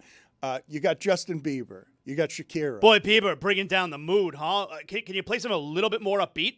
We're trying to have some fun out here. Acoustic guitar was like, okay. I mean, slowing it down to a crawl. You got Madonna. It's a giant show. Like it is a show worthy of the world. Give me 15 minutes of Shakira. You don't need anything else. The rest of it, nonsense. I didn't need Kermit and Miss Piggy. What happened there? Do you guys believe Jack White bailed at the last minute because they told him he had to lip sync? Like, why? I don't think they offered him. Yeah. But why would you play his song and not offer him? Like, what are you doing? That's what the Muppets are for. But why would you not just invite him if you're doing a star-studded thing meant to, export America to the world? Muppets may be cheaper than Jack White to get him onto the stage. They're all cheap. They don't have to pay for anything. It's not. I have big news. I've completed my list of top 50. He's been multi-sport diligently athletes. working back here. I know. I haven't heard him talk for 2 hours. He was crestfallen when I made him do it, because he knew it was going to take time. You now have 18 seconds to do the entire list. Do you want to do it? No, we'll do it with Chris Whittingham, and we'll do it. We'll do it next. I don't know what a source is.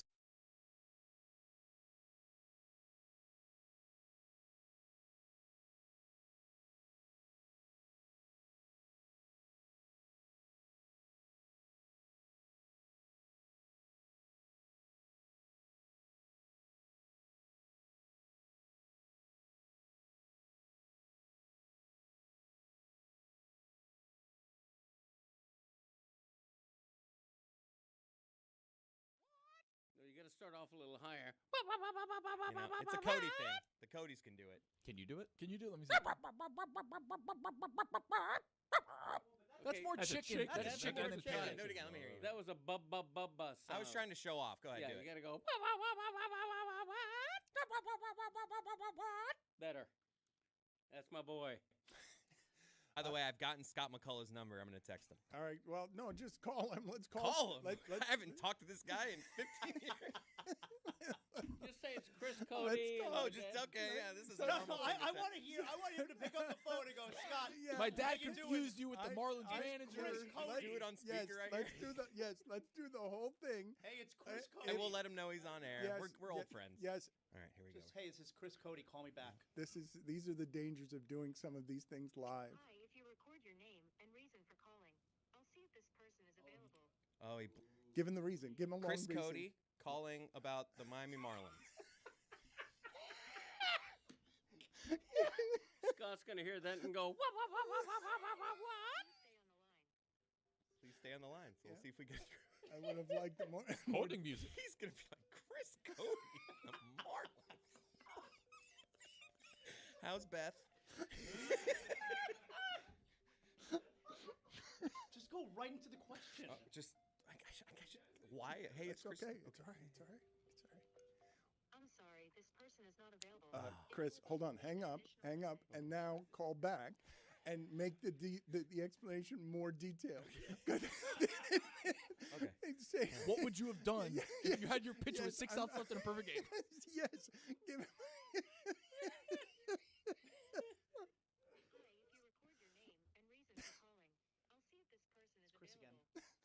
Hey, it's Chris again. I'm calling because my dad referenced Clayton McCullough. He said Scott McCullough. He meant Clayton McCullough. He said Scott McCullough. He's talking about the Marlins. We want to know if you would have done the same thing as Clayton McCullough with this big Marlins controversy on Sunday. Call me back.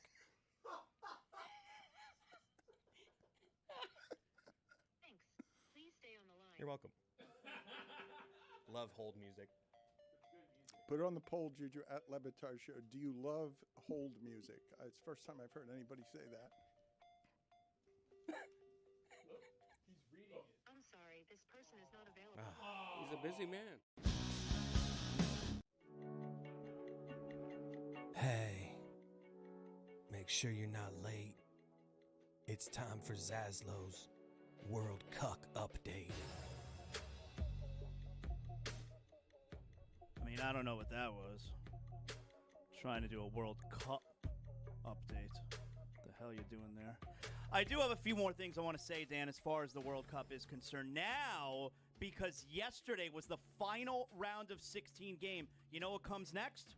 You know what's next after round of 16? I cannot believe how electric this World Cup has been. It really has So been. good. All the we finally have the good matches that give life to this being one of the greatest tournaments of all time. We were missing those bangers. And Argentina in back-to-back matches give us instant classic after instant The classic. Cabo Verde game was insane. Against all-time African underdogs. They run up against the greatest player at the tail end of his career, still having enough for one last Mike, job. let me tell you what, that 13 on Cabo, what a shot. Incredible. Shot of the tournament. A Did you see it world- bend? And how about those fans? Did you see It it was bend, a Dan? literal movie. It was crazy. He runs into the sand, Gets finds over, his lady. boom. That's how you end the movie, folks. That is He was looking, unbelievable. and the security was like, no, no, go back. And he's That's like, no, love. no, where is she? That's love right there. She's got to know also to come down the stairs. What are you doing? I'm the one who's doing this. Your second topic, Zaz. Do you have another World Cuck topic? Well, I'll tell you what. All right, I don't know why you're saying it like that. But anyway, I have other things that I want to talk about. You know what? You can't take this away from me. I don't know if you saw this past Monday night. CM Punk returns to WWE. After months away and all sorts of rumor and innuendo, he's not on the right side with TKO, comes back in his hometown of Chicago and beats Sami Zayn, whose title reign lasts about a week. Much fanfare in Chicago. CM Punk related to Daft Punk at all? No, not at all. Oh, really? Yeah, but CM Daft Punk's good, though. Not unlike Messi, later in his career, finding top form, his body looking incredible. You know what this might set up? Cody Rhodes versus CM Punk at SummerSlam. Greg Cody Rhodes. I'm Hello. going to SummerSlam. I want There to you talk go. about this. Well done, Jeremy. Your third topic, Zaslow, gotten the of laugh. this World Cuck update. You know what? Actually, I'll allow you to call it that here because there's a movie that just came out that I want to watch. It's by our pal Billy Corbin. It's called God That's Forbid. not just coming out. It's 5 the years most ago. popular documentary in the history It of Hulu. just came out. No, I mean, Dan, it was you saw the several movie. years What did ago. you think? It was excellent.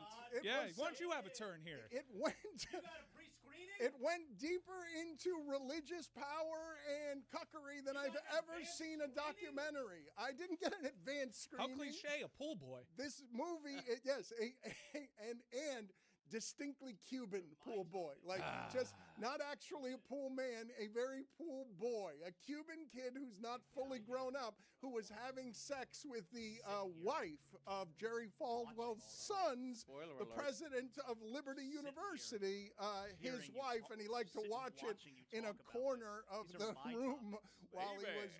while he was wearing very little clothing. This is why it's called World Cup. All right, get back in this seat here. Get back in the seat here that is a prominently featured seat. That concludes our first ever World Cuck update.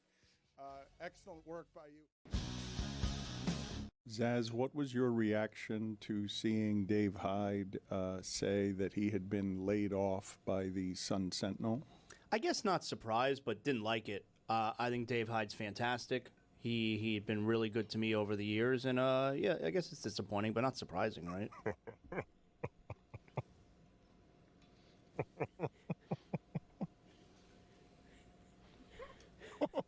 Am I led to think that Greg Cody's secretly happy about Dave Hyde?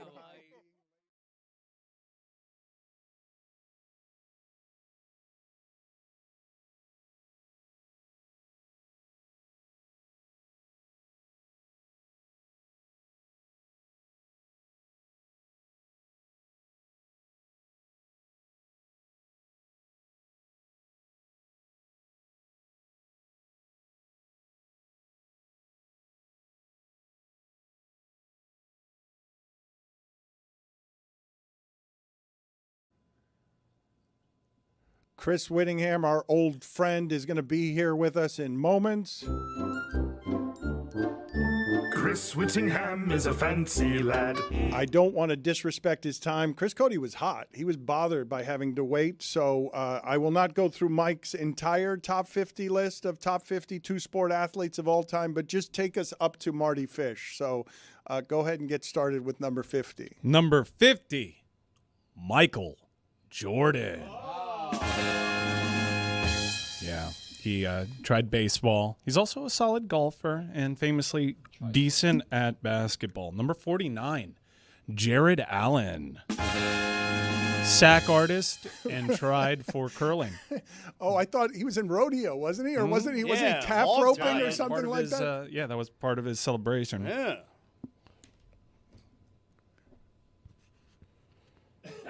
Number 48, Eddie Alvarez. Number 47, Steph Curry. Really good golfer. Number 46, Dan Cortez.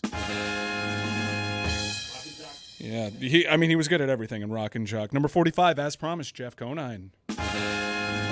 Really good at racquetball. Yeah, number 44, Marty Fish. All right. We will get the remainder of this list and ask you what it is that you just put on the top of your hat in a second. Chris Whittingham with us. He does MLS games on Apple TV. He does Champions League and Serie A on Paramount Plus. He is smiling right now because we did an homage there to Robbie Williams. What are your thoughts there, Whittingham? Do you believe that, yes or no, that was cocaine? It's pretty hard to argue it being anything else, right?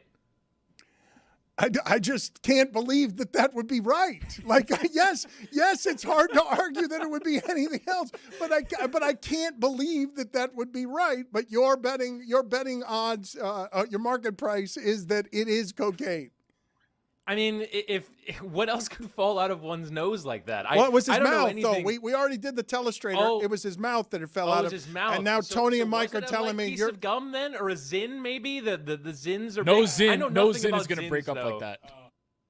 Yeah, I don't know anything about zins. I've never used them before, so but yeah, I mean, I don't. That tracks. I don't know. In the mouth though, maybe that makes it unlikely to be cocaine if it's in the mouth. That seems impossible, Noted right? Coke expert, Chris Whittingham. So there were a lot of goals scored in this tournament. 104 games, 308 goals. That's the highest scoring tournament since 1970. Nobody can have any complaints about anything except perhaps the punctuation. Whittingham, your thoughts on the punctuation? Yeah, the punctuation wasn't very good, was it? And I think that is a little bit disappointing. I think there were a lot of people that would have checked out this final just because, oh, it's this big thing and there are a whole bunch of watch parties and let's go watch the final. But it was not indicative of the tournament, as you're saying. And I think Argentina really by themselves really sullied the entire occasion, both in terms of their complete inability to attack, but also their shithousery, for lack of a better word. They just brought a level of tackle and elbow and really no desire to play football whatsoever that made this final incredibly dull for large portions of it. Spain were dominating the entire time, and they just weren't able to turn it into clear goal-scoring chances. But I was surprised by the lack of a response from Argentina in any real way until the 116th, 117th minute of the game. To go so long without playing, I thought was incredibly embarrassing from them, if I'm being honest. It was embarrassing. The desperation didn't really play out on the field with their play. The desperation was in what Messi did, trying to get Cucurella sent off for covering his mouth briefly. That was as bad a look on a pitch as I've ever seen from Messi. Was that just desperation, them knowing that was their only way back into that match? Yeah, I mean, to be fair, it worked earlier in the tournament. I guess if you're looking for every possible advantage, the very famous now call from the referee, number 10 covers his mouth. Final decision is red card. Because it worked earlier and it was very much a tattling situation, you are desperate at that point. And I think Messi definitely is observant. He is also a frequent violator of the covering his mouth, but it usually is in contexts that are better than that. But yeah, I thought that was bizarre. It was indicative of a performance from him in which he did nothing. And I think that's another big disappointment. If you were to tell your friends, hey, watch this final, Messi's playing, and you watch that, you're like, wait, What exactly does he do? What is he good at? Because he did nothing for the vast majority of the game, and he was unable to arrest the slide. And yeah, it was fairly desperate and fairly pathetic when it was just, 2 fingers over his mouth. To try and get a man sent off for that was pretty poor. So the shithousery, though, that Argentina, the dark arts that they turn to, it's often celebrated when they're successful, but when they're absolutely choked out of a match the way that they were by Spain, things like Enzo Fernandez's tackle. Kubarsi, by the way, is not a small dude. He's 6'1". Like that's not a flop there. I don't know how you flop at 6'1" doing that. But I love that you're showing the image right now. There is an argument that wasn't a yellow card when he is completely upside down in the air. I mean, how could Enzo Fernandez possibly argue that isn't a yellow, never mind a red? It just looks way worse when the match isn't going their way. And what Messi does so well, Chris, as you know, is he finds the spaces in a soccer match better than anybody. It's why he was basically residing exclusively on the right side against England. That's not normally where he likes to play, but if that's what the defense is giving, that's where he'll do his damage. It's not like basketball where you can call an ISO play. You got to kind of find Messi, and you're constantly scanning the field. Where is he? Because the ball's not meeting him, and that's that two-man midfield pivot from Spain doing that to him. Is it not, Whittingham? I want to ask about that, right? Because people are killing Argentina and Messi for how boring all of that was, but Spain's undefeated in their last 38. Like, they do that to everybody. Yeah. I mean, the fact that they did it to France, if you look at their run to the final, Portugal, Belgium, France, Argentina. They did it to the best teams, and they have consistently done this to the best teams. You go back to the 2024 Euro, they did the same thing to France in the semifinal and England in the final. This is what they do, and it is incredible that it's not a team that is known for defensive ability. It is now because they give up 1 goal in the World Cup, but they're known as a team of technical operators. They're very good in possession, and yet the thing that really makes it happen is how good they are out of possession. On the rare occasion that they lose the ball, they go hunting like wolves. They go get the ball, and they make it impossible for teams to play against them. And that is the number one attribute that they have against the best teams, is that this is an identity that is formed with kids when they're 8 years old. Every kid in Spain, when they're 8 years old, learns how to play this way. And whether they make it to the pro level or they don't, they all know that on the highest level, this is how we're going to perform. This is how we're going to play. And every player who comes into that team, no matter what club they play for, what style they play for their club, they know the Spanish style. It is imbued in them. It is part of their DNA as players, and they bring it to the very highest level. So, yeah, it is about that suffocation in defense. And Messi, in some ways, I know this can kind of seem like you're trying to make excuses for him, but Messi plays in the rhythm of games. There was absolutely no rhythm for Argentina to find. So you're trying to hit a direct ball to him in transition. That's not where he thrives. He thrives in, as you say, Mike, finding spaces on the weak side when he's walking and everyone else is running and trying to figure out where the ball is. He finds a space where nobody is. There was none of that to be found yesterday for him. Number 43, Tim Tebow. Where are you, Whittingham, as we hyperventilate always after these things happen and try and put it in perspective? But historically, undefeated in the last 38 games, and a conversation around, is this the best defensive performance we've ever seen in a World Cup? Please put it in context. How much better is Spain than the rest of the world? Is it historically better? Yeah, if you look at the data, both in terms of the actual on-field statistic, but also there's a figure called expected goals, which essentially measures the quality of chances that you give up. Spain had the best expected goals against figure in the history of the tournament, and that's having played a game more than anybody else who's ever played in this tournament before. They allowed, in terms of quality of chance, they would have been expected to allow 2.3 goals over the course of the tournament, which is better than anyone in the history of the sport. So yeah, it is incredible that they are this good defensively out of possession. And it just goes to show the way that they strangle games. But I think a lot of teams are probably rated more highly, both in terms of the individual quality of defender. I mean, there are German teams of the past that have all-time figures. I think the one thing that kind of you struggle to get on board with Spain being an all-time team is they don't really have, outside of Rodri in midfield, all-time players. We think maybe Pau Cubarsí can be an all-time player in the center of defense. He's awesome. He's the young player of the tournament.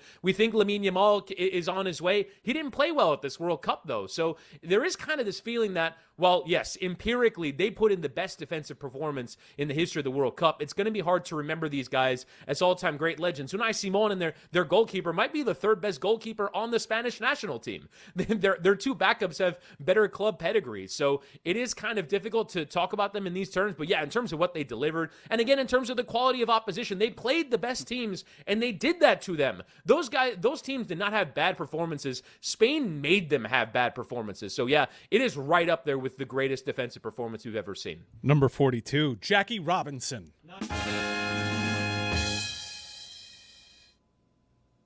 He's played a lot of sports, and he's number 42. So, I want to go back to Lamine Yamal for a second. You just said that he didn't have that great of a tournament. You want to go through his resume at 19? Let's go ahead and go through the accomplishments before he's gotten out of his teens. Go ahead. Three-time La Liga champion, World Cup winner, Euros winner, finished second in the Ballon d'Or, has already played, I think, 11,000 minutes more than Messi did at this age. 11,000 minutes more than Messi did at this age. So to do all of these things is absolutely incredible. And for the most part, up until this World Cup, he was a big part of the reason why, Barcelona reached the Champions League semifinal. He was awesome. Why Barcelona have won 3 La Liga titles since he's been involved in the team. Why Spain won the Euros 2 years ago. He was brilliant in that run. This was really the first time a team has won without him being a central part of why they're winning. It is extraordinary for a player to have achieved so much in his career so young. The only worry is that he's going to burn out younger than anybody else because he's playing so much. But yeah, I thought yesterday in the game, he was fine. He had a couple of decent moments. He created a chance that probably should have resulted in a goal. There was that chipped header to the back post that could easily have gone in. But he wasn't great in this tournament. But also, to be fair to him, he was also probably not healthy coming into this tournament. He was struggling with an injury in the build-up, and he's been pushing through it, and so you have to judge him on the merits of what he delivered. But yeah, in terms of winning achievement, it is very rare to find anyone who's done this by the age of 19. Number 41, Joe Mauer. Whittingham, you didn't even mention 6-0 in elimination games against Mbappe and knocks out Messi and Ronaldo. That's pretty decent. He's in a pretty blessed spot, Chris, because he played very well in the Euro, but he didn't have to play his best match in the World Cup, and he won a World Cup. He got the hard one. That's the hardest one. Yeah. And he's inevitably going to play in at least 2 more World Cups, and he's going to play much better in those World Cups. So from here on out, it's just legacy building. He's got a great opportunity to catch up to the GOATs. He hasn't lost a game. Does he ever lose? Has he ever lost since he started playing in a major tournament? Yes or no? Yeah, I mean, the Champions League is the one that he has to go get next. The semifinal that they played against Inter was a pretty bad one 2 years ago where they have the lead, and they were amazing. I'm sorry, I meant with Spain. with Spain. No, there's I mean, I guess last summer there was a Nations League that they didn't win, that Portugal won, but we don't really consider that right up there. It's the Euros and the World Cup. He won the Euros at 17, he won the World Cup at 19. There is literally nothing else for him to have won. Number 40, CM Punk. It's a little high, but yeah. What's the other sport? I'm missing the other sport for a lot of these. What do you mean, what's the other sport? He's also a professional wrestler. I've been waiting as you do Joe Mauer. I think Whittingham is asking a fair question. It makes you a bit of a bleep hole that you're not offering any of the context when you just go, Jackie Robinson played a lot of sports. I think for the audience. You're giving me tight windows. But for the audience, you should also say just a sentence of elaboration, and Joe Mauer was also excellent at blank. He was the number 1 quarterback recruit in the nation for Florida State, and then he ended up having a Hall of Fame baseball career. Number 39, Tom Glavine. Oh, hockey player. Yeah, Thank you, Dan. Yeah, you're welcome. So maybe you can help out a little bit, too. Okay. These are titans of athleticism. I didn't know this about Joe Mauer, though. The reason I was asking... You didn't know that Joe Mauer committed to FSU to play quarterback? Was the number 1 quarterback in the nation? No ball. Did not know. I'm sorry. I didn't know that. I don't... You didn't know that Dan Cortez played every single rock and jock? Put it on the poll at Le Batard Show. Are you embarrassed that you didn't know that Joe Mauer was FSU's number 1 recruit at quarterback? Number 38, Todd Helton. He played for the Colorado Rockies as well. He was a quarterback for the Tennessee How about Vols. Tom Glavine being picked in the NHL draft ahead of Brett Hull and Luke Robitaille? It's pretty good.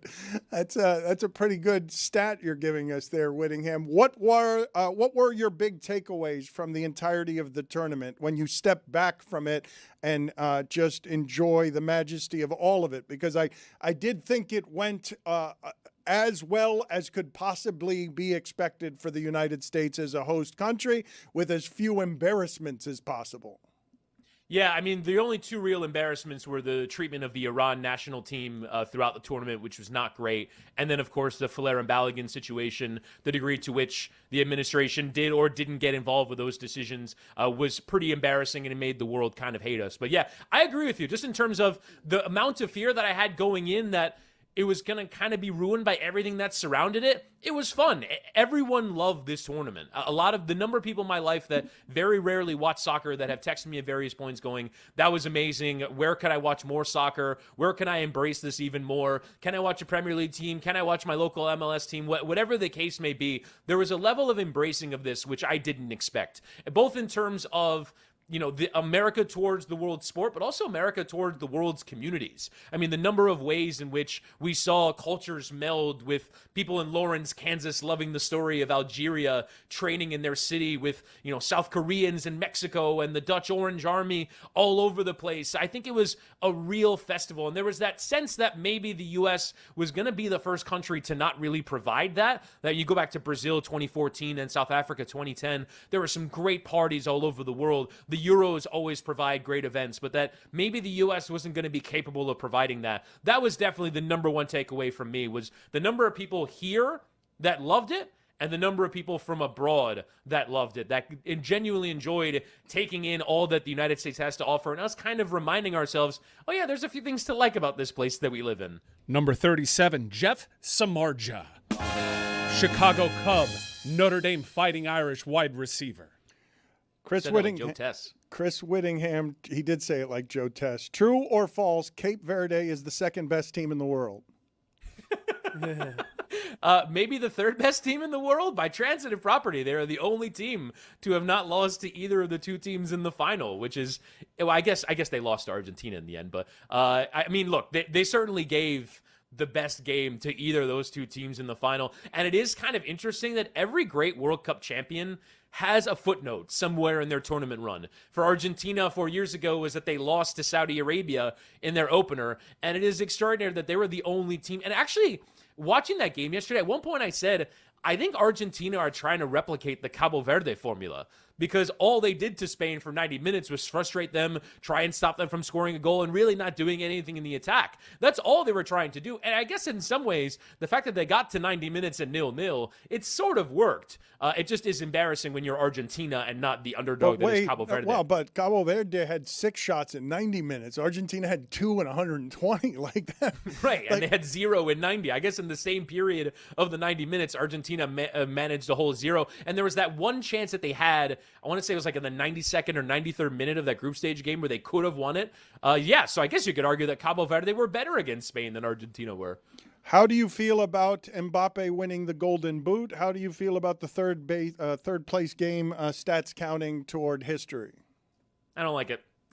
And I saw on social media, we put out a clip of me saying that, and all these people thought I was defending Messi's honor. And, only Messi's Golden Boot record. It doesn't matter. It is about the fact that game looked like an all-star game. It was fun.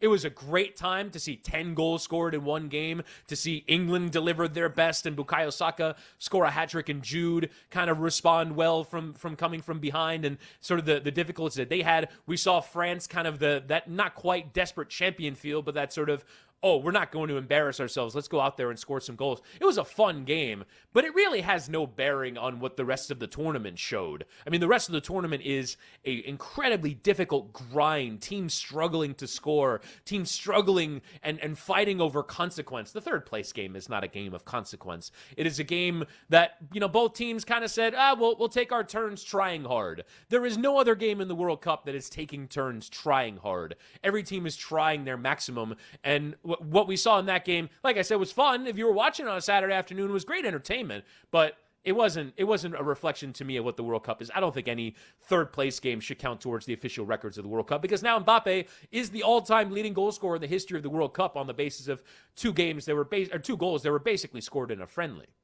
Number 36, Greg Paulus. That can't be that high. I mean, he was a really good point guard for Duke, and he played quarterback for Syracuse, the hardest position to play in sports. Quarterback at Syracuse? I mean, did you watch their season this year? Frame Brown would agree. Chris, is it unusual for the runner-up, in this case Argentina, and Messi, the best player ever, to not speak after the game? It is incredibly rare. And I think it shows, really, we saw it after the game as well with the post-match scenes. Argentina are some bad losers, man. There are some bad losers. They cannot get out of their own way to really harm their own reputation. And it's funny because the manager did speak after the game. He said, we could have done nothing more. We were great in defeat. But, man, both in terms of what they delivered in the 120 minutes, when you do that stuff on the field, the fouling, the elbowing, the undercutting, and then you pair it with these kinds of scenes after the game where you're throwing hands and throats, where you're talking about, you guys said all this during the week. When you're engaging a team that won the World Cup, the one thing that you can possibly do in your life that as a soccer player you have dreamt of doing from the day you were born, and you're making it about, but what about us? It's not about you. It's not about you. And you have to take your lumps in defeat. You got your ass kicked in a final. Go out there and, say, you know what? We were soundly beaten by the better team. They had a great tournament. I also thought we had a great, there's so many easy things that you could say, but Argentina, for whatever reason, just cannot take their lumps in the way that all the other 46 teams that lost this tournament did. Number 35, Shaun White, the Flying Tomato. If it has a board, he's good at it. Whittingham, I understand when you make that criticism, but I also understand, no, man, Argentina's not going to look up and say anybody's the better team. They won the championship the last time, and 8 of the 11 starters were returning. They were frustrated because they were embarrassed by the way that game played out. It's not having a chance when you think you're the best. That's what's roiling in all of these people. The world is watching. You're embarrassed. And at that point, you go all in on the embarrassment. Like, it was simply frustration spilling over. That's how rage works. Sure, but you're saying, they're the best team. They won it 4 years ago. They they're the reigning think. champions. They think. No, I'm not talking about I think. They think. They're not going to acknowledge that anyone's the better team. They were trying to play that to get that into PKs, and the game revealed the opposite, Dan. The game revealed that they were much worse. I than know, Spain. but self-awareness and the mirror do not help you when you're defending champion. You think a lot of athletes at the end, when they're playing for the championship in front of everybody and they're the defending champion, raise their hand and just say, yeah, they're better than we are? Most teams do. France are able to find this. Most teams are able to find, most great athletes are able to find even false humility in defeat. And most of the times it is false. I will grant you that. And what we're asking for is false humility. But most teams are capable of summoning it. Argentina seem fundamentally incapable of doing that. They seem to be the only nation at this sport that are incapable of doing that. San Antonio Spurs weren't capable of it. Kenny Atkinson wasn't capable of it. You're asking for a self-awareness from defending champions that just won the last 4 games because they think God is on their side. Yeah, I don't know. I think there's some ego stuff there, but what they resorted to on the field, I think, was a pretty solid admission. That they knew they weren't better. And Messi acting like a kindergartner trying to tell on Cucurella was more confirmation of that. Chris, I think FIFA got lucky here that Spain ended up getting their run-of-play goal, because that goal coming off the board would have been an immense scandal if Argentina ended up winning this thing. I'm glad we don't have to deal with that. What'd you make of that goal being called off the board? I know, for me, I know that there's slight contact on the boot there. It didn't affect the positioning in any way. Goals were hard to come by. I don't understand how you take that goal off the board, especially in the manner that it did, without an official going to a monitor, without more discussion. What's the conversation today if somehow that goal gets taken off the board and Argentina wins in PKs? Well, I mean, just because of the manner in which that they were outplayed, too, it would have been, oh my God, this call decided it. I'm a little bit of the opinion that I could see why that foul was given. I also think the fact that video review doesn't get involved is an indication that the referee saw it. He saw that the defender got stepped on. I thought it was a foul. I think the video evidence kind of showed that, but it would have been yet again another cog in the story of Argentina always seemed to get this in their favor. There was also the offside goal, which again, offside is not one that is up for dispute, but Spain had the ball in the back of the net. It was disallowed for offside. It was incredibly marginal. It was about a shoulder's length offside from Ferran Torres. And so, yeah, I mean, look, I understand your complaint that you didn't think that was a foul. I think reasonable people can disagree about that, but I agree with you. Even if I were an Argentina fan, I wouldn't have wanted to win in any kind of controversial way yesterday because it is just such a prevailing story. I'm amazed at the degree to which, oh, this is rigged for Argentina, is like a real consensus thing that is accepted by smart people that I know. They just say, oh yeah, it's rigged. As if like the sky is blue. As if like today is Monday. Like it is sort of a statement of fact. And I'm amazed at the degree to which that kind of content takes off on social media. If you allege even a little bit on social media that this thing is rigged in favor of Argentina, you will get numbers because people believe this. And so I'm not of the opinion that it's rigged in the favor of Argentina. I kind of found that decision to be defensible, but man, if Argentina won it in any kind of controversial way yesterday, that's all anybody would have talked about. Number 34, Herschel Walker. You seem to really enjoy, what was the second sport that he played? MMA? What are you doing there? That's right. Come on, he wasn't any good at that. He wasn't. What, Dan? He was 49 years old. At an old age. Whittingham, Chiseled. that's too high. Whittingham, when you say with that flourish, Ferran Torres, give me the top 5 names that you enjoyed saying. Top 5. Let's start with number. I was going to go with Greg Hardy. Number 5. Poor form as of recent. Let's start with number 5. I'll start with Mikel Oyarzabal. Number 4. Ferran Torres. Number 3. Casemiro. Number 2. I'm scrolling here. Give me 1 second. Okay. Mike, give him some more of your list so that I should have given him more time to Number filibuster. 33, Kyler Murray. Oh, that's a good one. Wait a minute. How is Herschel Walker right behind Kyler Murray on this list? Number 32, Body work. Tony Gonzalez. Number 31, Julius Peppers. And number 30, Jameis Winston. I don't know Winston's second sport. Am I being baseball? He was a college Dan is an baseball. incredible closer. You have Dan a came in gaping from you have a What? gaping hole of knowledge when it comes to FSU baseball players, dude. That could also throw the pill. As we all do. You just don't know ball there. Whittingham, where are you on number 2 of names you most enjoyed saying? And would you like to retract Torres now because you found a better one? I'll stick with it. My number 2, I'm going to go Nick Voltemada of Germany. And number 1? Bruno Fernandes of Portugal. Whittingham, good seeing you. Last thoughts on the halftime show. What are your thoughts? It was fun. It was fun. I have to be honest. This really annoys me. I saw that Wayne Rooney came out after the game, or came out at halftime and said that it was crap. I am really annoyed. Look, when things are in Europe, when things are in England, and there is creeping Americanism with it, where you have halftime shows and pregame shows and all that stuff, and it's in your territory, it's in your neck of the woods, and you want to complain about it, fair enough. When things are in America, Jack, there's going to be a halftime show. There's going to be 5 million celebrities in the crowd. There's going to be all these things because that's what we do in this country. And as long as the thing is being held in the United States, it's going to adhere to American tradition and custom. Stop criticizing things that are happening here. It's your sport. You do with it what you want when it's in your place. But here, enough. I've had enough of Europeans telling us what to do when things are held here. Enough, Europeans. I thought it was Enough. woke and gay.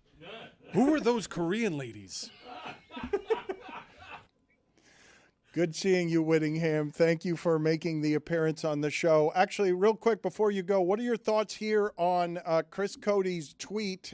He decided to do this yesterday, and it seems dangerous, irresponsible, reckless, and not credible. What are your thoughts here on Chris Cody reporting that tonight, that late afternoon, actually, today, that LeBron will make his decision to play in Miami?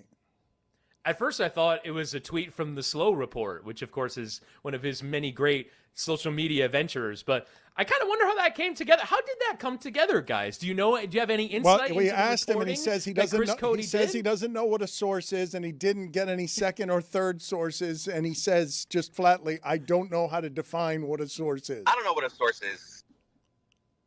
Huh. I feel like it's possible.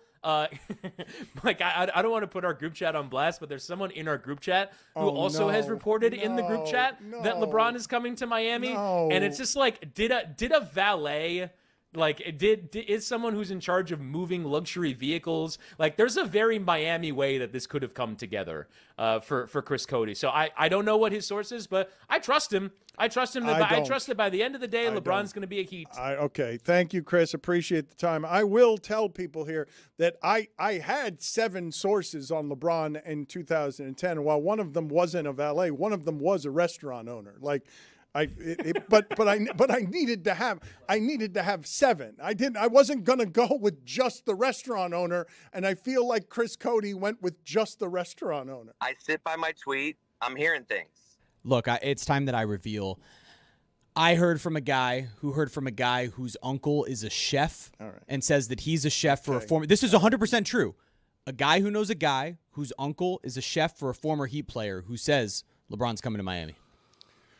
Mike, how many places in the crevices and corners of the Miami underworld that you occupy with a little bit of cocaine on the brim of your hat, how many people have come up to you and said LeBron is coming to Miami? Give me a number. It's close to 20. And, inside that 20, some of them are ridiculous, but all have conviction and all have some kind of tangential. Certainly some of the ties are a little bit closer.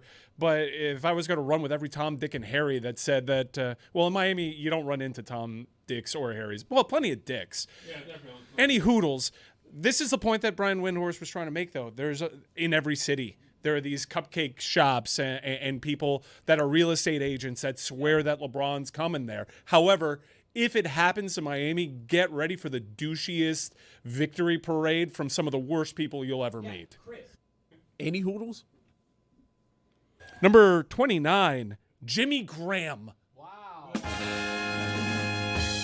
Number 28, I Show Speed. Come on. Zaz is your boy. Not my boy. Can I take a quibble with your list real quick? Just let me take a quibble. How is Jimmy Graham ahead of Tony Gonzalez? Like, what are you doing? I think Jimmy Graham was a better college basketball player. Agreed. Yeah, I think that dude ate glass. Yeah. Yeah. And neck is a tight end. And they were only separated. Neck and neck is a tight end, Dan. Yeah, look at Jimmy Graham's seasons, Dan. No, Tony Gonzalez is better, but like in terms of the back of the, Jimmy Graham just casually started playing football, dude. Right. I think like the ease that it came to be an all timer separates them. And again, they're only separated by Jameis Winston on this list. Yes, but they're both behind I Show Speed. Number 27, Kenny Lofton. You've fallen in love with I Show Speed. I think it's an incredible story. You've come around on him. No, I've always been in on him. The guy was barking at people in front of like a couple dozen Twitch streamers, and then he's playing before the World Cup.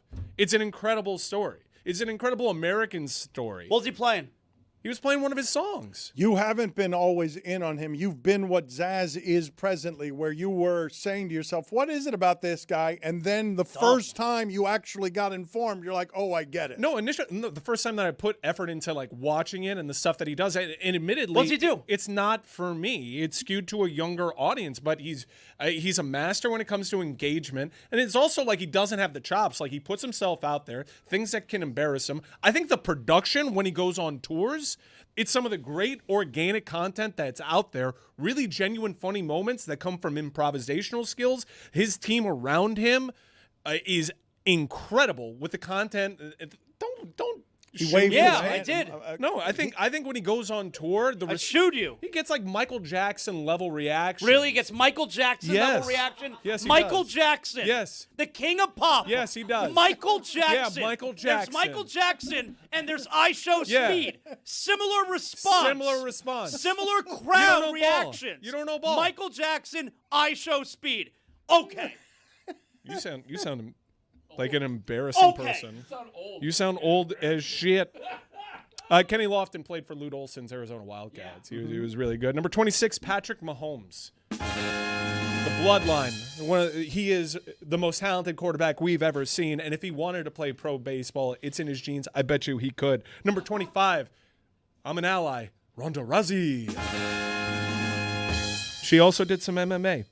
Number 24, Mickey McCarty. Was drafted by 3 professional sports leagues. Did you just make Mahomes high on this list because his dad was a baseball player? Yeah, well, I'm sure he could have and been really good at it. Number 23. So you put that ahead of Kyler Murray, who actually got a great deal of money for playing baseball. You don't even know if Mahomes played baseball. Number 23, Anthony Kaladiu. Oh, stop. I mean, I'm selling you short, pal. As you know, tried out for the Miami Heat. Tried out for How good do you have to be considered to play college quarterback without being able to throw a football? You had to throw an imaginary one. So bothered by Jimmy Graham being ahead of Tony Gonzalez. Come on, Dan. Number 22, Rebecca Romero. I'm an ally, dude. Cyclist, multiple Olympic sports, learn ball. Number 21, Truus Klapvik. Swimming, fencing, Olympic glory. Number 20, Dave Logan. Drafted in 3 American professional sports. Number 19, Vanetta Flowers. Track and field and bobsled. Go on, girl. Number 18, Clara Hughes. Cyclist, speed skater. Number 17, Sheila Tormina. Why you say it like that? Swimming, triathlon, modern pentathlon. And number 16, people, when you talk about the grade 2 sport athletes, you need to talk about Babe Didrikson Zahiris.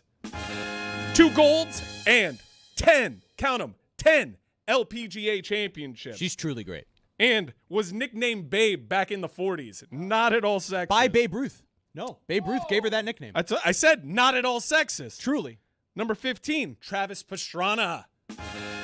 Great extreme sports star, doing incredible things in motorsports. Number 14, Danny Ainge. Number 13, Brian Jordan. Number 12, Dave Winfield Flyrule. Drafted in 4 major sports. Number 11, Jackie Joyner-Kersee. She would have been in the W if the W were around. Number 10, Charlie Ward. Now, Dan, you seem to have a gaping hole in knowledge when it comes to dual sport athletes that went to Florida State. Rest assured, Charlie Ward won a Heisman before he got thrown into the sands by P.J. Brown. Number 9, John Elway. Number 8, you heard of Jim Brown?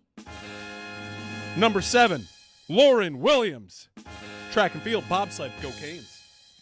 Number 6, Tenard Davis. The only man to win a Super Bowl and a Battle Court championship for the Cyclones. Top 10 two-sport athlete. Number 5, Eddie Egan. Golds in multiple sports. Number 4, Bo Jackson. Number 3, Brock Lesnar. Number 2, Jim Thorpe. And number 1, Deion Sanders. What a list.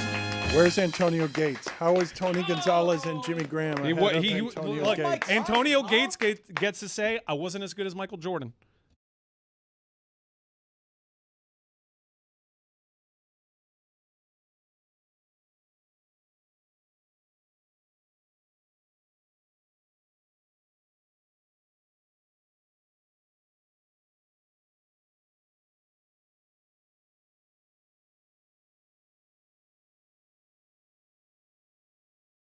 Said, I'm retiring. Very surprised that the Sun Sentinel had the audacity to lay him off. That to me was surprising. Is it true, Greg? There's a rumor going around. I don't know all the context, but there's a rumor going around that when someone arrived here this morning, they saw you in this room by yourself on the phone, and you said, "We won." I cannot confirm that. No, I cannot confirm that at all. I've got, I have nothing to do with that. So. We had plenty to do with it. What's going on here? The last cowboy standing. All right. Yeah, I am the last cowboy standing, although I'm sitting right now. Cuddled up next to our wife. I should be on a horse. Gave her a nice spoon from the back. Said, honey, we won. All right. Inner voice, you're fired. I want a new inner voice. What am I, Dave Hyde? Oh, God. What a great day. All right. This is going off the rails. I have nothing but respect for Thank Dave you, Sun Hyde. Sentinel, for having the courage. Courage? Yes, the Quite the courage to do the right thing. Honestly, it should have been done years ago. We could have called this race long ago. I'm the man. Did what needed to be done. Okay. Hey, that's what I'm talking about. Let's do gas bag of the week. Roy, what is it that needs context here on who's speaking and who is the gas bag of the week? All right, so Steve Eisman stepped down as general manager and executive vice president of the Detroit Red Wings. Having problems up there. Dylan Larkin was to be traded. So a sports fan called into a Detroit radio station and gave his theory about why he's been so bad as general manager. Tim is next on 97.1. Hello, Tim. There was a clip a few years back on TNT where they were interviewing Yzerman in between periods, and he basically said, without saying, he smokes a nice one, every once in a while to relax. Do you think maybe he was on that was lettuce a little too much? He was a little too passive, perhaps. What? What, think that they're high? Do you think that was a factor? No.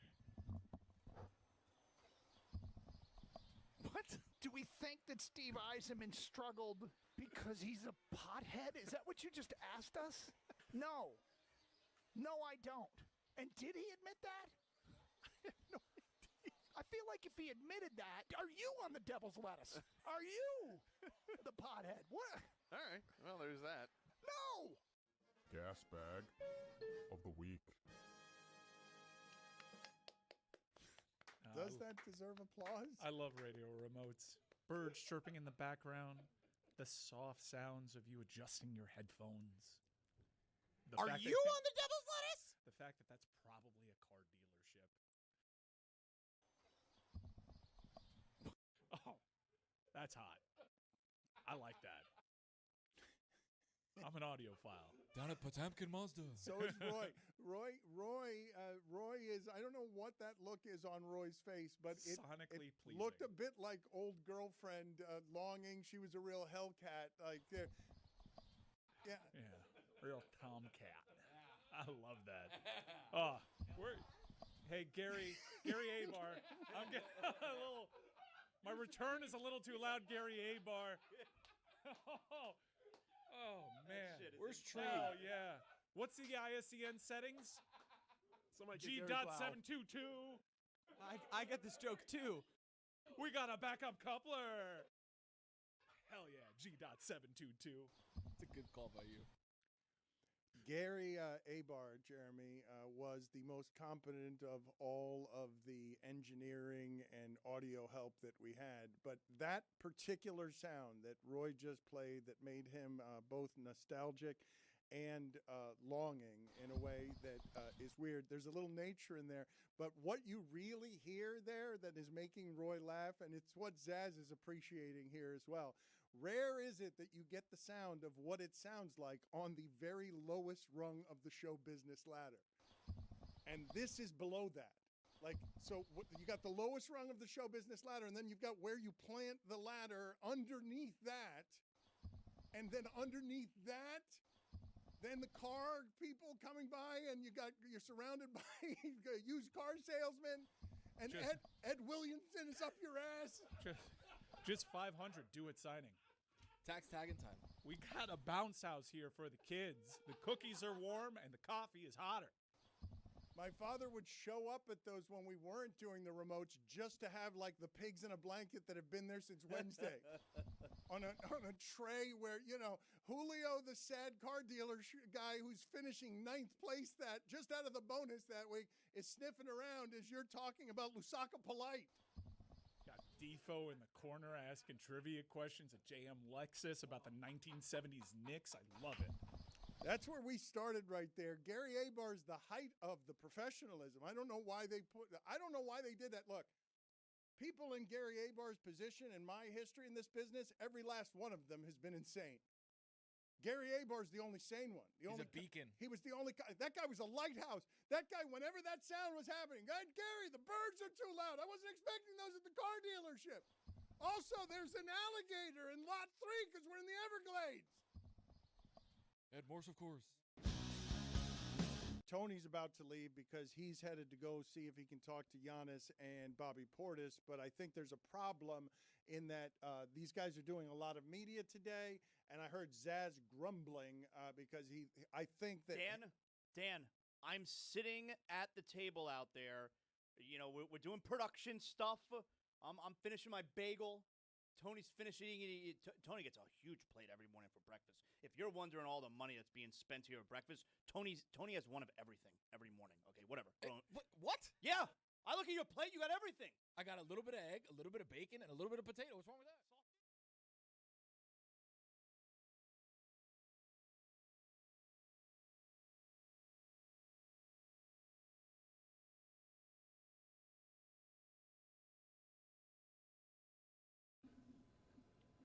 Pat Riley is going to spend an hour with us here during the post-game show. I should tell you that is taped, but it will be immediately after the show, so it will present as live because as soon as we're finished here this hour with Amin Al-Hassan and Juju Gotti, we will segue into an hour of Pat Riley. Before we do some of that, though, in baseball, I do long for a time when people cared that the Red Sox are 20-2 in the last 3 weeks and just smoked my Rays in 4 games and have won 13 in a row and have gotten back into the AL East conversation. And also Hunter Goodman again hit 3 home runs in a game because baseball is remarkably distorted. And 3 home runs in a game just seems crazy to me. And he's done it twice now this season, which is unusual. The Baltimore Orioles, Dan. They're never out of it, huh? Is that who he plays for? No. You want to keep going? Do you want to keep? Yeah. No, he is. You know what? I think if we sit here, go ahead and guess. We're going to sit here until you get it. Let's see. Let's just sit. He's here. A Minnesota Twin, Dan. Nope. He's an incredible Tampa Bay Ray. Nope. He is a keep going. Just San Francisco Giants. I don't think if I gave you the standings, you would get it. I don't think you're going to get it. He's in Oakland Athletics, soon to be Vegas. Give him the division. No. Sacramento. He's an Anaheim Angel of Los Angeles. What do they call themselves now? No. He's not a Dodger. I know that one. He's not a Yankee. No. He's not a Red Sox. Well, if I give him the division, do you think he can name the teams in the division? That's what I'd like to know. Yeah, I can do that. All right. NL West. NL West, we've got the Dodgers. NL West, we've got the Diamondbacks. Is he a Diamondback, Dano? No. Okay. Diamondbacks. We've got the Dodgers. We've got the... I don't like this city. Sheesh. It's a bad city. We got a lot It's a of bad those. city. The No. Giants. Yes. Yeah, I said That's that one one. already. You did? Yes, I said Well, Giants. I just want to double down. I don't like Okay. that city. 2 more. 2 more? Yes. There are 2 more teams. Damn. Diamondbacks. Sheesh. There's a. All right, just hold on to is it. Houston there? Unbelievable. No. Different league now. Different league. Amin Al-Hassan is with us. Is he on any of those teams that I mentioned? No, you haven't gotten it yet, and I think I can give you the rest of time. And if I don't let you look at the standings, or if I The Padres are there too. No. There you go. Is he a Padre? no, One more. well, I don't think Mike knows either. Is the funny thing. Mike's sitting here waiting for the answer. Got from no us. clue who this guy is, but I didn't want to pretend like I did. 30 homers. His name is As a what now? catcher. Hunter Goodman. Hunter Goodwin. Goodman. Not good. But I Goodman. do know the teams in the NL West. This is a team that never has a good win. Oh, he's a Colorado Rocky. There it is. Let's go. Amin Al-Hassan is with us, and we're going to do the World Cup observations with him. I want to show the tweet to Amin Al-Hassan, though, because I think there is now public pressure on Chris Cody to not look like a fool or to be a hero later this afternoon when he's texting me that he's got the source. He's telling me that he's not fooling around with this, that he's not making it up. I mean, what are your thoughts here on Chris Cody getting a lot of engagement, more than he deserves, with no credibility, for reporting that late this afternoon, even as Pat Riley claims to not know what it is that LeBron James is doing, Chris Cody says he does. Later this afternoon, LeBron to Miami, as the market price, DraftKings Sportsbook, all 50 states, says that Miami keeps climbing as a favorite, a prohibitive favorite to get LeBron James now, Amin. Yeah, I think Chris is doing the time-honored tradition of there is no downside. I get out ahead of this early, and if I'm right, I become a deity. And if I'm wrong, no one remembers because I'm Chris Cody. So he's just risk analysis? That's all it is that he's doing? Risk reward. And it's a great strategy in this attention economy that we live in. It's like there's no downside. It's not a great... No, it's your credibility's the downside. What do you mean there's no downside? We're talking about Chris Cody, aren't we? What's this word credibility? What are you talking about? His father's a journalist. His father cares about credibility. That's his father. We're talking about Chris Cody. It didn't say Chris, son of Greg Cody. It just says Chris Cody. 350,000 views, Dan. Where's the credibility? That's all that Nobody matters. cares. Of course, that's all that matters. We'll get to Amin's World Cup observations in a second, but he has said that Zaz is not a movie guy, and Zaz will not shut up about He-Man, and Zaz will not shut up about Odyssey. So which Zaz would you like a crack at right now to talk about with Amin, given that Amin is a movie guy, cinephobe, wherever it is you get your podcast? Well, I'd like to talk about Odyssey. Amin, have you seen Odyssey yet? Not yet, because I've decided I'm not going to fall for the Christopher Nolan, hey, shell out a bunch of money for the 70 millimeter. I'm just going to wait till it comes out on streaming, and everyone's going to be like, oh, but you need a big screen. No, I don't. I'm not twice. Not twice. I did that thing one time. I was like, never again am I going to do this. You know what? The next movie that's going to get me to go to a movie theater to watch is going to be Spider-Man. That one, I'm like, all right, I know what I'm getting there. The Odyssey, I'm sure it's tremendous. I'm going to watch it. I just am not going to go spend a bunch of money. Oh, man, you're missing out. You don't need to see it on the 70 millimeter. Just go see it in a movie theater. It's also 3 hours long, right? Yep. Doesn't feel like it. Look, nothing against, I'm sure it paces great. But I found when I go to a movie theater, if this thing is trending towards 120 minutes or more, Amin's going to take a nap. That's just the way it is. The seats are too comfortable. The conditions are too good. I'm gonna fall asleep. I went to go see, what was the movie, Mike, that we saw, and I fell asleep during. And everyone was, the moving seats, Mortal Kombat 2. Mortal Kombat. You fell asleep in Mortal Kombat 2? It was, and the seats were moving the whole time. 40X. Every punch you would literally feel. You won't fall asleep in the 40X for the Odyssey because actually every time there's a battle, someone in the seat gets shot with an arrow. Like keeps you on your toes. Haha. Comedy. So you like the Odyssey? Oh my God, the Odyssey's amazing. Like I can't stop thinking about it. I can't stop reading everything about it over the last few days that I saw it. Now, Zaz, I have to ask: was this your first time learning about the story of the Odyssey? Were you? No, of course not. No spoilers. No, of course not. Like I knew plenty about it. Did I know everything? No, absolutely not. But I knew plenty about it. Oh, stop! You know about the guy with the one eye? I mean, stop interrupting Zagacki for his political takes. All right. Don't watch this movie. If you do, you'll be gay. Don't do that. Odyssey this, Odyssey that. Yeah, Odyssey, Sound of Freedom, starring Jim Caviezel. Former Christ. Why would I become gay if I saw this movie? There's Former Christ. There's the Achilles. I read that. Achilles. Right. It's a Juno. Right. You ought to see Matt Damon's you know? abs in this movie. I'm not watching it.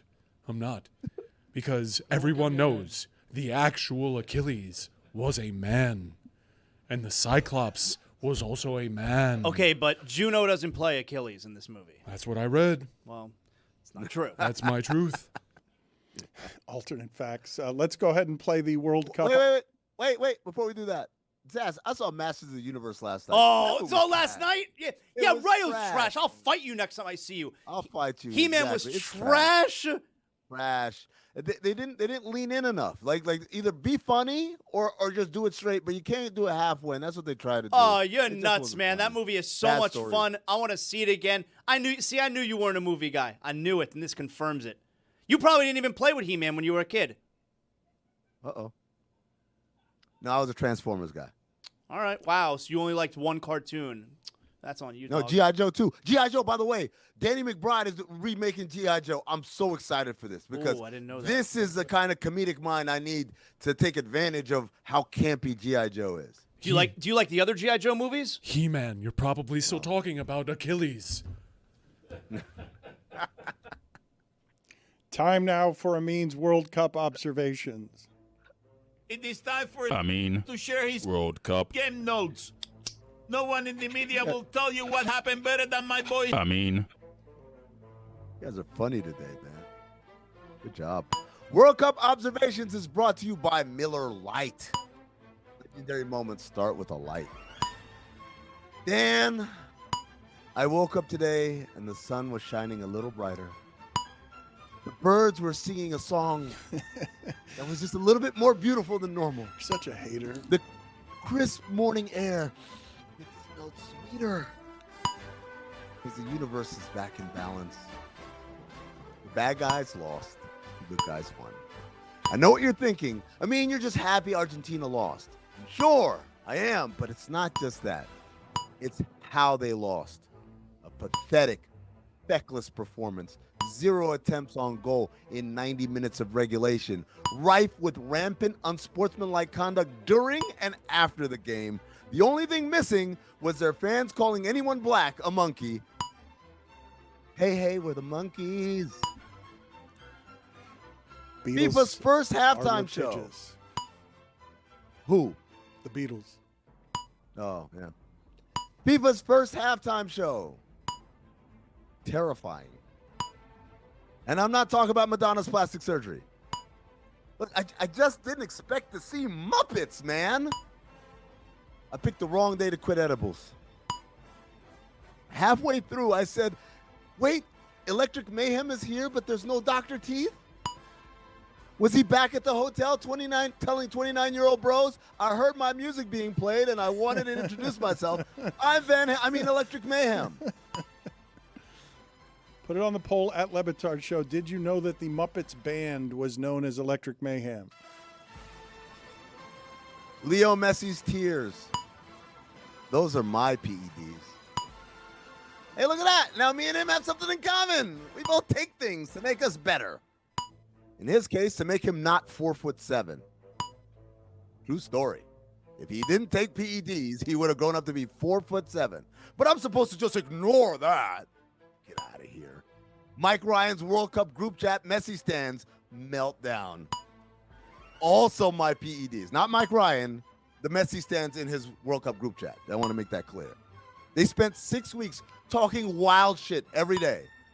And then want to have rational, thoughtful conversations now. Like, well, hold on. Well, technically, when you look up the expected goal, shut the fuck up.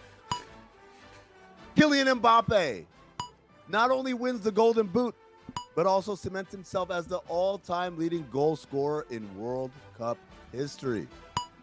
And it took him half the number of World Cups as it did Messi. Huh. Check the archives. I told y'all he wouldn't hold on to that record. He didn't own it. He wasn't even renting. He stayed at an Airbnb. And Mbappe was the landlord. And you got to be out by 10 a.m. Gianni Infantino winning another election means we're due for more buffoonery for the foreseeable future. Can't win them all, Dano. Justin Bieber fake playing a guitar. Somehow more terrifying than the Muppets. I mean, he wasn't even touching it. He was just waving his hand in front of it. It wasn't all fun and games yesterday, kids. We got some really sad news. The retirement of Zlatan Ibrahimovic. I saw. America wasn't ready for your deadpan humor. You guys wasted an entire World Cup wondering if he hates Alexi Lalas instead of doing what Zlatan wanted you to do, which is just laugh at Alexi Lalas. Honestly, I'd retire too. Feel the same sometimes. Lamine Yamal, you're a real one. They want to say that you somehow disappointed. That's just because they want to protect their little prince. This is just the beginning. He's only 19, Dan. Did you know that? I did. Yeah. Did you know that Tony? Fernandez. Did you know that Tony is his father's age? Yeah, dude, let me tell you something. I got summer league stories about meeting the fathers of NBA players. And someone say, hey, you need to meet so-and-so's dad. And I turn around and I expect to see an old, wise man with gray hair and a long beard. And instead I see someone like, this guy's my age. What are you talking about? What do you mean your son's in the NBA? It's tough. Fernandez. Thug. Barco. Clown. Paredes. Sore loser. Messi. Fraud. Oh, no. Nothing stinks of desperation more than trying to get a guy kicked out because he touched his mouth. You're not only a snitch, you're a snitch who's terrible at it. Hey, Messi, why don't you try, I don't know, playing? Maybe that will make a difference. Oh, I know standing around and taking a stroll is your style, but fraud. Martinez, the biggest driving force behind Argentine's success over the last 5 years. Quote me on that. And it kills me to say it because he's a real piece of shit. Excuse me, sorry. I mean to say he exhibits the behavior of a real piece of shit. Including that stupid ass haircut. Good riddance. God, I love Shakira. Beautiful. Donald Trump, get the fuck off the stage. England. I don't know what I enjoyed more. Seeing Chris Whittingham capitulate on air about the Argentina-Egypt game, or watching Chris Whittingham leave the group chat after I ground down Mike Ryan's Messi stand friends into a fine powder and then snorted it. PEDs either way, baby. I love when music artists playing halftime of a sporting event feel like they need to wear like paraphernalia instead of just wearing whatever they wear, like a leather jersey with rhinestones. Like it just can't be like, hey, I'll wear a soccer jersey. Like, no, shred it over here and give it some chains.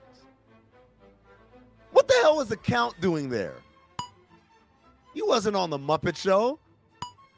He didn't even make the cut for Muppet Babies. The Count, not a top 5 Muppet. World Cup is over, guys. We're all going to miss it. I hope you all got your prescriptions filled for Get a Life.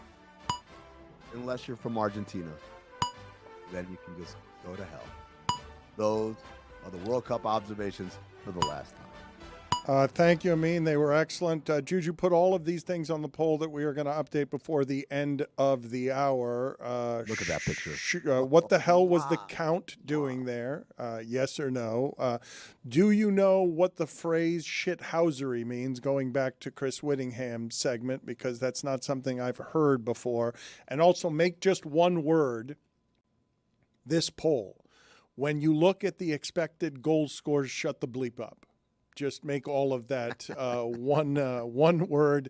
What were your halftime show observations? Because I want to put up on the screen something that me and Valerie were doing when the car was coming out with Madonna. We were asking, who are those guys with Madonna? Why are they in the front of the car? And so I didn't know. I didn't know who they were. I'm sorry. So help, please. I'm asking for your help here. My ignorance is showing. Please tell me who they are. The guy on the right is Ronaldo, a.k.a. Fat Ronaldo. Oh, Jesus, I didn't even recognize him. You've got to be shitting me. Yeah. You have got to be shitting me. I did not recognize that was Ronaldo. Oh, my God. That was the Gambit. Oh, my God. And the one on the left is even more egregious because he does all sorts of marketing stuff. Yeah. He's Ronaldinho. Famous. He's been in like McDonald's commercials and look at those Nike chompers. He's all over it. Man. I can't. And he had the. Oh my God! Yeah. I just can't. I did not recognize them. I didn't recognize either one of them. Now, once I saw Ronaldo, then oh my God! I can't believe that. I can't believe I did that. All right. Do Do you think he actually drove, or was it like a remote controlled and he just pretended with the steering wheel? I thought they had to be somebody because once they were in the car and then got out of the car and stood next to her, I should have recognized that. Thank you. I mean, appreciate the time. I don't feel like that one is on me, though. Of course it is. No. They didn't have to say who they were because they're internationally, globally famous, and it's not like they've been away from the game. They are so visible. They were at every match. Zaz. You should have known that's Ronaldo and Ronaldinho. Okay. They're two of the most famous people ever. I don't understand what's happening here. Because Ronaldo doesn't look anymore like what Ronaldo used to look No, like. Ronaldo looks like he looked the previous match. He's shown every World Cup match. Are you familiar with sport? This isn't the first time they've trotted him out this tournament. Ronaldo's ever present. First time I saw him, and I didn't recognize him. That's on me. I got it. Is there a fine for that? Like, what is that? There should be. Ronaldinho is just as bad. Well, fair enough, but I think that I can be excused for one of them. Like I What? No, VAR ruled you can't be. Which one, Madonna?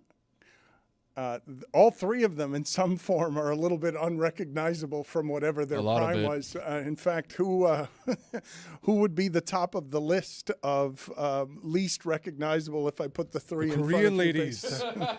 I'll tell you, and that's the song that they picked for Madonna. That song blows that she came out to. No, that does not. That not song true. Blows. I don't even remember what song it was, to be honest. Wasn't it music? Yeah. Yes. That song sucks. All right, Zaz, whatever, dude. That's your response? He's right, though. Whatever. I'm not gonna debate pop music with Jonathan Zaslow, who's still rocking Alice in Chains, which is a fine, good band. But look, you have a very finite musical landscape. The newer Madonna is the hill you're going to die on? That's not a new Madonna That's song. not That that song's new. 25 years old. You're It's one of her ruined. recent albums. You're just a goofball. It's no, one of her. what's a it's recent one of her latest albums. Dog, it literally introduced us to Ali G. How many albums It was has last Madonna released? It since was then? last century. Madonna? Yeah. Madonna, the Queen of Pop? Yeah. Probably 5. No way. You're an idiot. She No has way. released. You're somehow the biggest idiot in the studio, and the other guy didn't You're recognize just Ronaldo. mad. You're just mad that you compared the following of I Show Speed to Michael Jackson. Yeah, you ever see him go That's to Turks on and you, Caicos? man. You ever see either of them go to Turks and Caicos? Nothing you say the rest of the way here matters when you compare I Show Speed's You're an old moron. popularity You're an to old Michael Jackson. Yeah, you're getting a Facebook algo Thank you. that just fortifies grunge music. I don't want to embarrass you any further. You're wearing cargo shorts. Madonna has released 7 albums since that album. I don't believe you. How do we even? Juju is here, and before I go to Juju, I'd like an explanation here from all of you why it is that Cam Scatterbo pronounces Michael Jackson. Cam Scatterbo pronounces his name Scatterbo, even though he only spells it with one O, and I feel like it should be Scatterbo. Can someone help me? Can someone give me some assistance? The reason I'm bringing all of this up is because the fullback / running back for the New York Giants seems to have,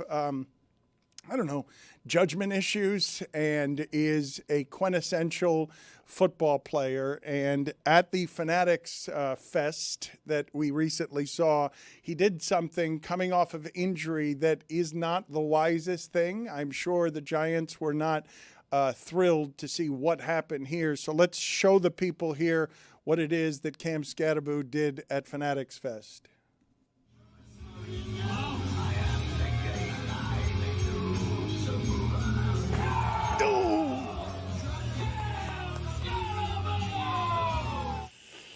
That's a play on for me.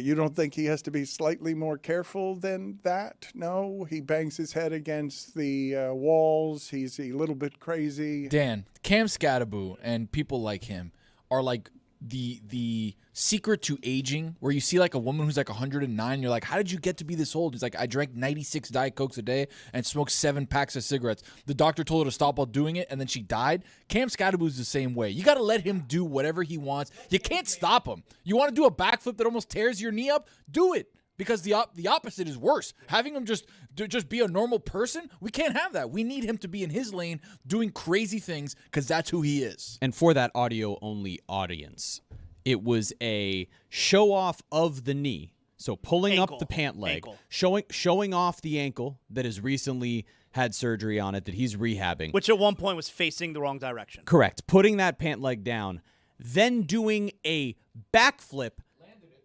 Not landing it. Landing on 2 feet. He got around there. Basically in a split, stumbling backwards, and then still somehow getting up and clapping. Like it and looked like pumping he everything broke up. his ankle when Yes. he landed. Yes. A totally moronic move, and it's exactly what Cam Scatterbo needs to be doing. He didn't land it. I don't think that. He got around. No, his 2 feet hit the ground, but he didn't land it. But he landed. Let's see it again real quick before we get to the sound of him explaining all of it. But let's go ahead and play again what Jeremy says is landing it, because once he does the backflip or waves off, there's no problem with my knee. I can do a backflip. He then lands on his ass. Dan, you can agree as a bigger guy who probably didn't do this as a kid, because I did not. I was not a backflip kid. I don't imagine you were. I did backflips. I didn't ask you.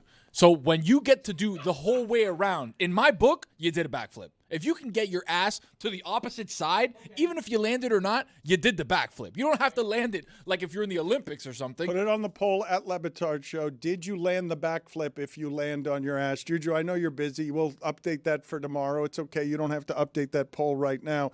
What do you have for us on today's proceedings, though, before we update the polls and before we get to an hour with Pat Riley here? I had a joker of the day today, you feel me? Starting off with my brother Cam Scatterbo. A little thunder still right there. Just like last week's Thursday Thunder to the listening audience, the game was canceled, so the game is rescheduled for tonight. But Paige Beckers is hurt, so there's that. So you will be refunded on your Thursday Thunders. But I still have some jokers of the weekend, man. Starting with Argentina as a whole. Gross. You can't be at the World Cup punching on folks, man. What is wrong with y'all boys, man? Y'all boys is ghetto. Where are the fathers? You dig? Also, Lionel Messi. Telling. Boy, Messi, I ain't know you was telling. Damn. And you a horrible snitch like my boy Mean say. But not only is you telling on mouth covers. Ugh, gross. Ain't nothing worse than a snitch. An unsuccessful snitch at that. You dig it? And lastly, my boy Trump, man. Get your goofy ass off the podium, bit, bruh. Please, brother, we trying to do something here. He's my boy Trump, too. You feel me? Those are the jokers of the day. Any flowers to give out? Because you are about the positivity as well. It's not just jokers. It hurts you sometimes to hit people with the joker of the day. So who are you giving flowers today? Yes, sir, man. I got a flowers of the day, man, to a Mexican fan, brother. Just like myself, my team Mexico lost. But he pulled up to the arena yesterday supporting Spain and got into it with an Argentinian fan behind him. Man, his interaction with them was worth of flowers. We had it on the video team. I don't know if it's there or not. But you, sir, get the flowers. You know who you are. Okay. Before we get to the polls here, what other ground do you want to cover before we get to the polls and before we get to Pat Riley, who's going to be spending an hour with us? Again, it is taped content with Pat Riley, but it will be an hour with the an American sports leadership icon is going to be hogging Juju's post-game space. It's the only one of the few entities in sports that Juju is put out of the way for is an American sports leadership icon. What else do you have for us here, Juju? Yes, sir. Real quickly, salute to the Warriors and Yaxel Lindenberg for getting the Summer League victory and MVP, as well as I went to the movies this weekend, Zaz, and I saw The Odyssey. Oh, what'd you think? Brother, you are right. Brother, you are exactly right. It's 3 hours where? I thought I just sat down and got up. I did not notice that time going by at all. But I have an idea for the movie theaters. When the movie is 3 hours and some change, or 2.5 to 3 hours, let's institute a little intermission tip. Not a terrible idea. Because the brother next to me, my brother had to, that brother can piss. You dig? He got up and down out of his chair so much, I was like, my boy need at least one intermission so he could catch my boy coming out of this. He ain't even see it. So, yeah, man, let's give these boys some intermissions, man. Put it on the poll as well for tomorrow. Can that brother piss at Le Batard Show? Yes or no, so that we can catch up on a couple of the polls that I threw your way here that are to be updated tomorrow. The last two I gave you, you don't have to put in today, but what do you have for us in the way of update today on the polls? Would you be okay with Cape Verde being made the second place finisher? 90% of the audience says yes, they would. Go on, girl. If you're over 40 years old and you're wearing a tracksuit, have you given up? 83% of the audience says yes, you have. Go on, girl. Was Bosnia wondering who the Muppets were? 90% of the audience says yes, they were. Go on, count. He's not even a Muppet. He's a Sesame Street character. They get the Sesame Street in Bosnia, guys. They get it everywhere. Are you embarrassed that you didn't know that Joe Mauer was FSU's #1 recruit at quarterback? 67% of the audience says no, they are not. Go on, girl. Did you know that the Muppets band was called Electric Mayhem? 74% of the audience says no, they did not. Go on, girl. I'm going to mosey over to Twitter to get the rest of the polls. But before I do, salute to the WNBA and Sandy Brondello and Andrew Reese. Over the weekend, Sandy got suspended for 1 game for calling Andrew Reese a protected species, which over in Australia means something different. Over here, it's nuck if you butt time. So WNBA got in front of it. You dig? And, is she and Australian, said, hey, Brondello? Is she Australian? Yes, sir. She played for them, their national team as well when she Gotcha. played. So, yeah. And she apologized profusely. But we're in America, Jack. So, yeah, you have to get it together. What the hell was the count doing there? 78% of the audience says yes. Go on, girl. It's not a Muppet. Do you know what shithousery means? 69% of the audience says yes, they do. Go on, girl. And last poll, when you look at the expected goal score, shut the bleep up. 82% of the audience says yes, and those are your polls. Go on, girl. Thank you, Juju. We will talk to you tomorrow. Always appreciate the time. I will remind the audience yet again that in about 10 minutes you're going to get an hour of Pat Riley. And I just want to ask you guys, because I will be curious about what the assessment is. What do you want to know? Like, do you think you're going to get answers to the questions that you have? Because as I mentioned before, I always want to have the larger conversations with Pat Riley. He has gone from godfather to grandfather, and so one of the things that he does is he likes the storytelling, and I like the storytelling. But I think the minutia of the day and the news of the day, and as a newsmaker of the day, still 6 decades in, that you guys have no time for any of the past stuff that you want now. That there With is Pat, you've done that. You've done it in the Yeah, South but Beach sessions. You've done it with the Art of Conversation. Who could forget? Put that on the poll. Art of Conversation. Who could forget? I don't know if you cover this, and I don't want to run the risk of undercutting an upcoming interview that I'm not privy to. But I do think, as a whole, everybody has moved on already to LeBron, and I think that's a little ridiculous given the criticism that was around the Miami Heat for several years. You got to add a player that's better than Bam. You got to add a player that's better than Jimmy Butler. Lots of attempts, lots of years in the making, and I think it should be celebrated because they kicked ass this offseason, whether it ends with them landing another plane or not. I'd like to know what his thoughts were on Hero and Bam. Yeah, that's the news of the day stuff. I did ask him about that, and you will hear his thoughts on that. It's just do you understand my sort of remorse when you have somebody who's part library and part museum, and you like the macro stuff?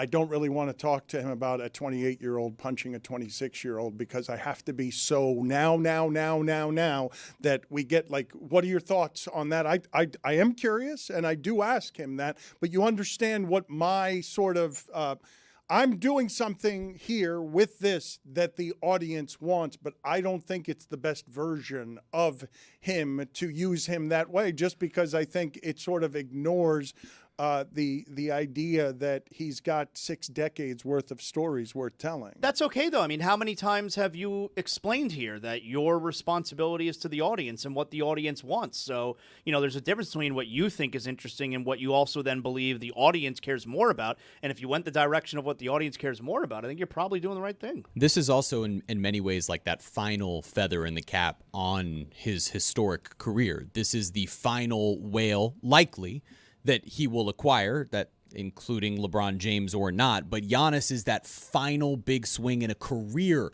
of big swings. So taking the time right now to dissect a bit of the now, when after his career, whenever that day comes that he retires and sits down with you for another career retrospective, this will be just a piece of that, and it'll be great to have all the details that came with this one. Okay, but I guess that in what I was saying to you guys before, it sort of ties in. I don't know if this is the last time I get to talk to him this way.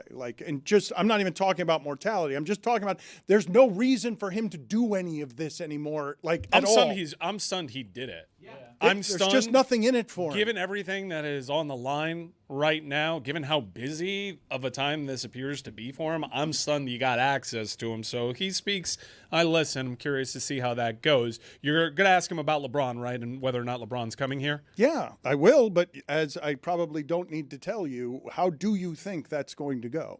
What are your general thoughts on what you think? I think he's going to say Chris about Cody is right, and that it's happening later today in a matter of hours, and LeBron James will be a Heat.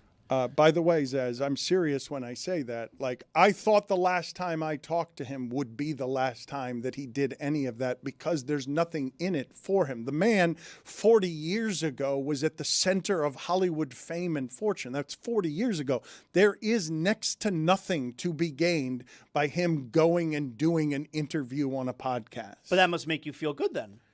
Well, it would make me feel better if I can do the kind of thing that I wanted to do, as opposed to be the prisoner of having to find out, what it is that he feels about a 26-year-old being punched by a 28-year-old. Are you going to write the book?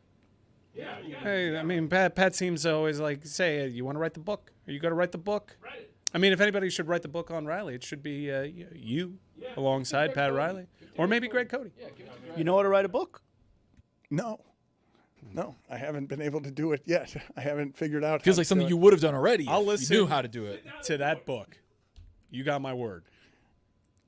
Pat Riley, not kind of in audiobook form. Yeah, kind of in audiobook form. Next. I can't be wrong.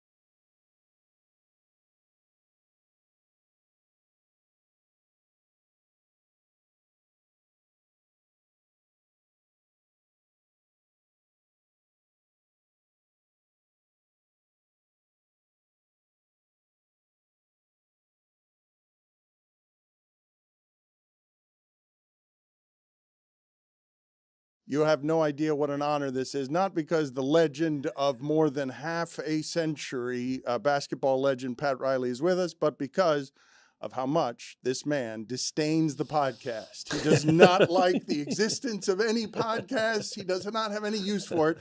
So the fact that you would honor us with this sacrifice of joining our podcast, I appreciate it very much, Pat. Good to see you. Well, thank you, Dan. And I appreciate the shipping container is not here, right? Is that what you call it? That is the shipping container. They prefer now the custodians because they think they're gatekeeping something. But you didn't want the shipping container here? You banned them? You banished them? When I went over the roster, you got a team of renegades. That's right. And they're good. That's right. And every time I listen to your show, I go into any podcast almost with people who have an institutional knowledge of sports, maybe more so in 4 or 5 than maybe croquet or lacrosse or something.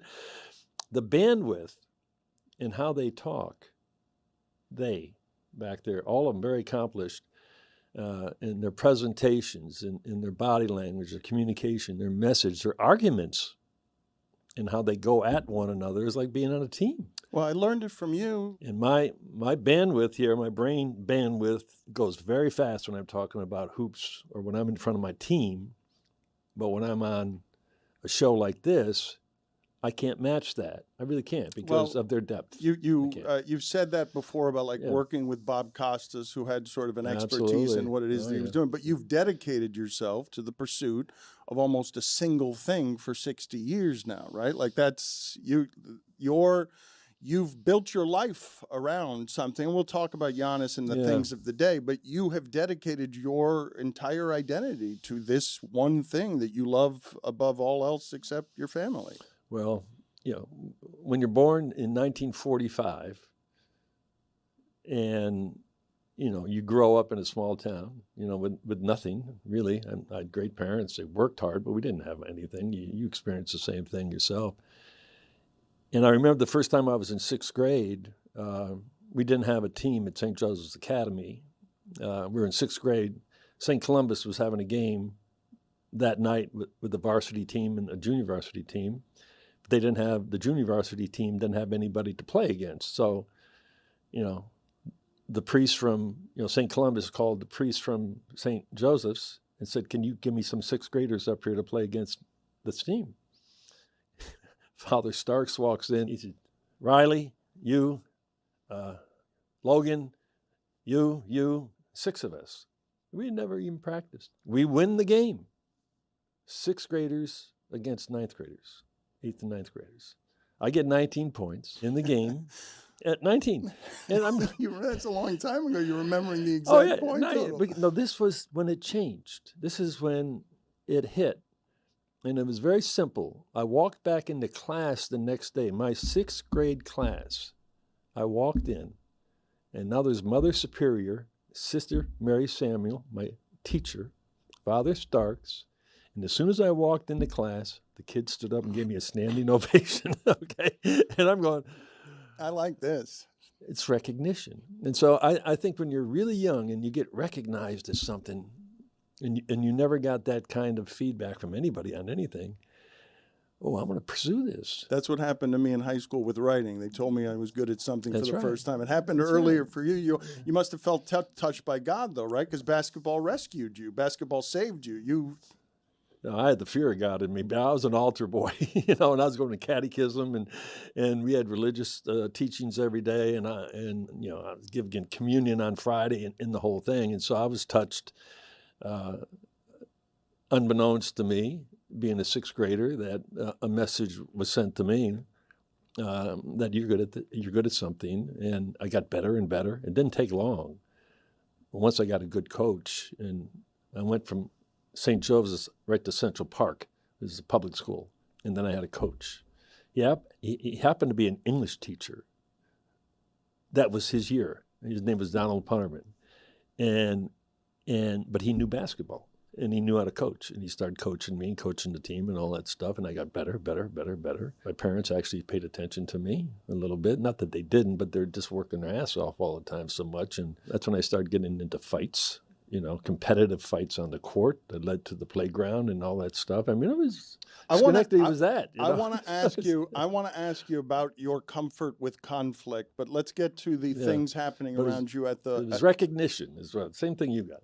Yeah, at the beginning it's recognition, and you've been getting recognition for all the time since, but people have gotten forgetful recently about what it is that you've done because your team didn't matter the way it has last year. So let's start with the trade you made and the anxiety about the trade. How close were you guys to getting Giannis before the trade deadline? I hate to talk about, trade talk and all that stuff.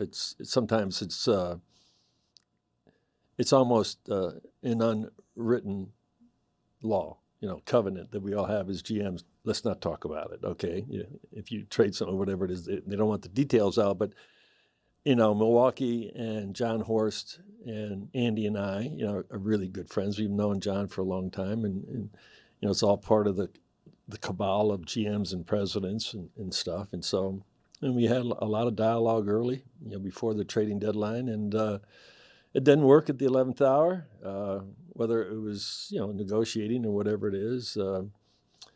We didn't do anything until just prior to the draft. May I ask the question a different way? Because it was reported that the group felt like the trade was largely in place until Milwaukee management or ownership stepped in at the last minute. Okay. See, I don't know the backstory there. I just know that they were very complimentary, but they said they wanted to wait, and that was it. And that's usually how it is in the game, and this is the way it's been ever since I've been here. You've wanted him for a long time is the reason I'm asking the question. You've had him in your sights. Why specifically him? Well, it's similar to what we did with LeBron and Chris Bosh and Dwayne. We won the title in 2006. After we won, Dwayne, LeBron, Chris Bosh, Joe Johnson, Amari Stoudemire all signed the same extensions, and they're all going to end in 2010. And so we just win it. The next year, we lose in 4 games to Chicago in the first round. Then the whole team breaks down. So we started to look at 2010 because we were going to have space to bid on free agents with favorable rules.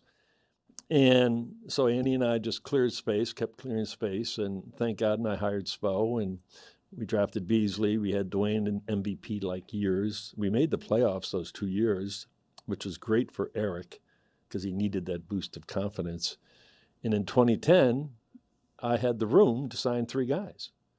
But I let various agents throughout the course of those 2 or 3 years of saving space that, just take a look at our room. I said, you have to look at our space in 2010. And I talked to all of the agents who had free agents that year. Oh, yeah. They only thought that I had room for 2 because we already had Dwayne. He had bird rights. And so we ended up having exactly the amount of money, $48.6 million, to sign 3 guys into room, okay? And they all knew that. And so when the window opened to start recruiting these guys, back then it was different. It was private planes, it was Mickey and Nick. It was, we were flying all over the place talking to everybody. That's when it was crazy. And so the same thing with Giannis. I just looked at all these contracts. You always study the contracts, and you see the really great players in the league, who all line up with options in years that they might become free agents. And you start planning that. And so we started to plan for, I think Giannis's year was, and also the Joker is free. Donovan Mitchell was going to be free, but he signed an extension. And you just look at it, it's out there as you rebuild. And so that's what happened. Then we started to have conversations just on other things, mostly about Bam, because Alex Saradis is his agent. So you think about it, but there was never any real contact. There was just thinking. They saw the space.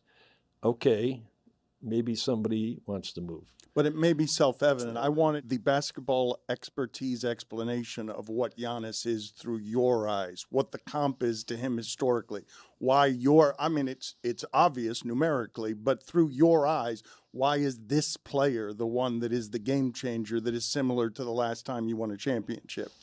Well, he's a game changer like Zoe and Tim, and we didn't win with them. Came close. That frustrated all the fans, but it gave them something compelling to look forward to, a battle every night over there for 5 years. And we couldn't complete the task. And then Zoe got hurt, and then we ended up going through a couple of dry spells, and we drafted Crown Butler, and then we drafted Dwayne. We signed Lamar Odom. We got Udonis Haslem. We had Brian Grant and Eddie Jones, and we had a nice little team. And then we're able to get Shaq. And so to me, greatness will help you, even if it's a little older, get to the promised land. So we traded for Shaq, gave up Lamar, a great young player, and gave up, Karan, who I love dearly. We had to give up Brian Grant and a first-round pick. That was it, to get Shaq. And we won a title. I remember the whole plan to bring an 18-wheeler in, and bring the big diesel in right in front of the arena. And he walked up the stairs. There had to be, 10,000 people there that day. Helped you change everything, Yes, really. It did. And he brought a big squirt gun out, and he started blowing water on everybody. And so that was a great moment, getting Shaquille. It pumped everything up. And it was the real deal because Dwayne was in his prime. without a doubt. And we built a nice team around Shaquille, veterans that got it done. And there's muscle memory with older veteran players that even though they might be on a team losing, they're not performing at the level, you get them to that Kentucky Derby and you get them to the home stretch, it kicks in. Oh, but I thought of that. I'm like, I thought of that with, you've had young teams the last few years, but you've always won with older ones. That's like right. you've done some, you trust the old guys. You trust the old warriors a little bit more. I do. And it has nothing to do with the young players, but today's young player is different. Dan, they're so much better. Better coached, better drilled, nutrition, weight training, all of these things. I mean, this class, right through the second round, had a hell of a lot of great players in it. And I just think the manufacturing of the NBA player, one day maybe our soccer game in the United States might rival that. There's just not enough investment. There's just too spread out, not enough programs. These young players are different. I'm more comfortable with young players that have talent, and I can see the talent. I'll deal with their imperfections because of youth. But from that standpoint, Giannis is right there with Shaq and the big three. And, he's right there with, in some ways, with Bam in 2017 when we drafted him. And Giannis, how many players in the sport? Give me a number, not names. Are more impactful than Giannis? Not many. I place Giannis in the top 5 in the NBA. He came in 2015 as a number 1 pick. And I remember his name coming up, and I saw pictures of the guy, and he was, 180 pounds, about 6'8". A couple of people went over. Adam Simon saw him early, but, he's too raw. This guy's not ready. He had all kinds of issues just trying to get, passports and visas and stuff. And it was very hard at that time to actually get on a Greek team, but he was drafted anyway by Milwaukee because they saw something there. And Giannis is his Greek name, basically that name in Greece is God is gracious. It's a very powerful name. And so it's very fortunate for us to get this guy who's talented, who's humble, who's successful, who knows where his place is right now. And he just wants to win. And we've already put a pretty good cast of players around people are him. saying you'll need 18 months. This year won't be the year. I'm like, you don't know Pat Riley very well if you think he's got an expectation that is 2 years from now. Yeah. Well, that mental part of 18 months from now, for me and for Andy and for our organization, will take care of the doubters who project 18 months. Our mentality is we want to win now, just like everybody else who thinks they're good wants to win now, and that's what we want to do. And so we're going to, whoever we bring in will help us win now, 10, 11, 12 players. And when you think about what we gave up for them, when you go back to the big three, this was really something that happened. And a lot of people don't understand when we signed the big three, and LeBron, Chris, and Dwayne were all in my office with their agents, and their wives were in the family room waiting for the big announcement and the stage show where they're going to rise up and smoke and everything. We're negotiating final details of their contract. Back then, you could sign a 4-year contract, and then he's free. They're all free. And you can take him right into room. You don't have to give up anything.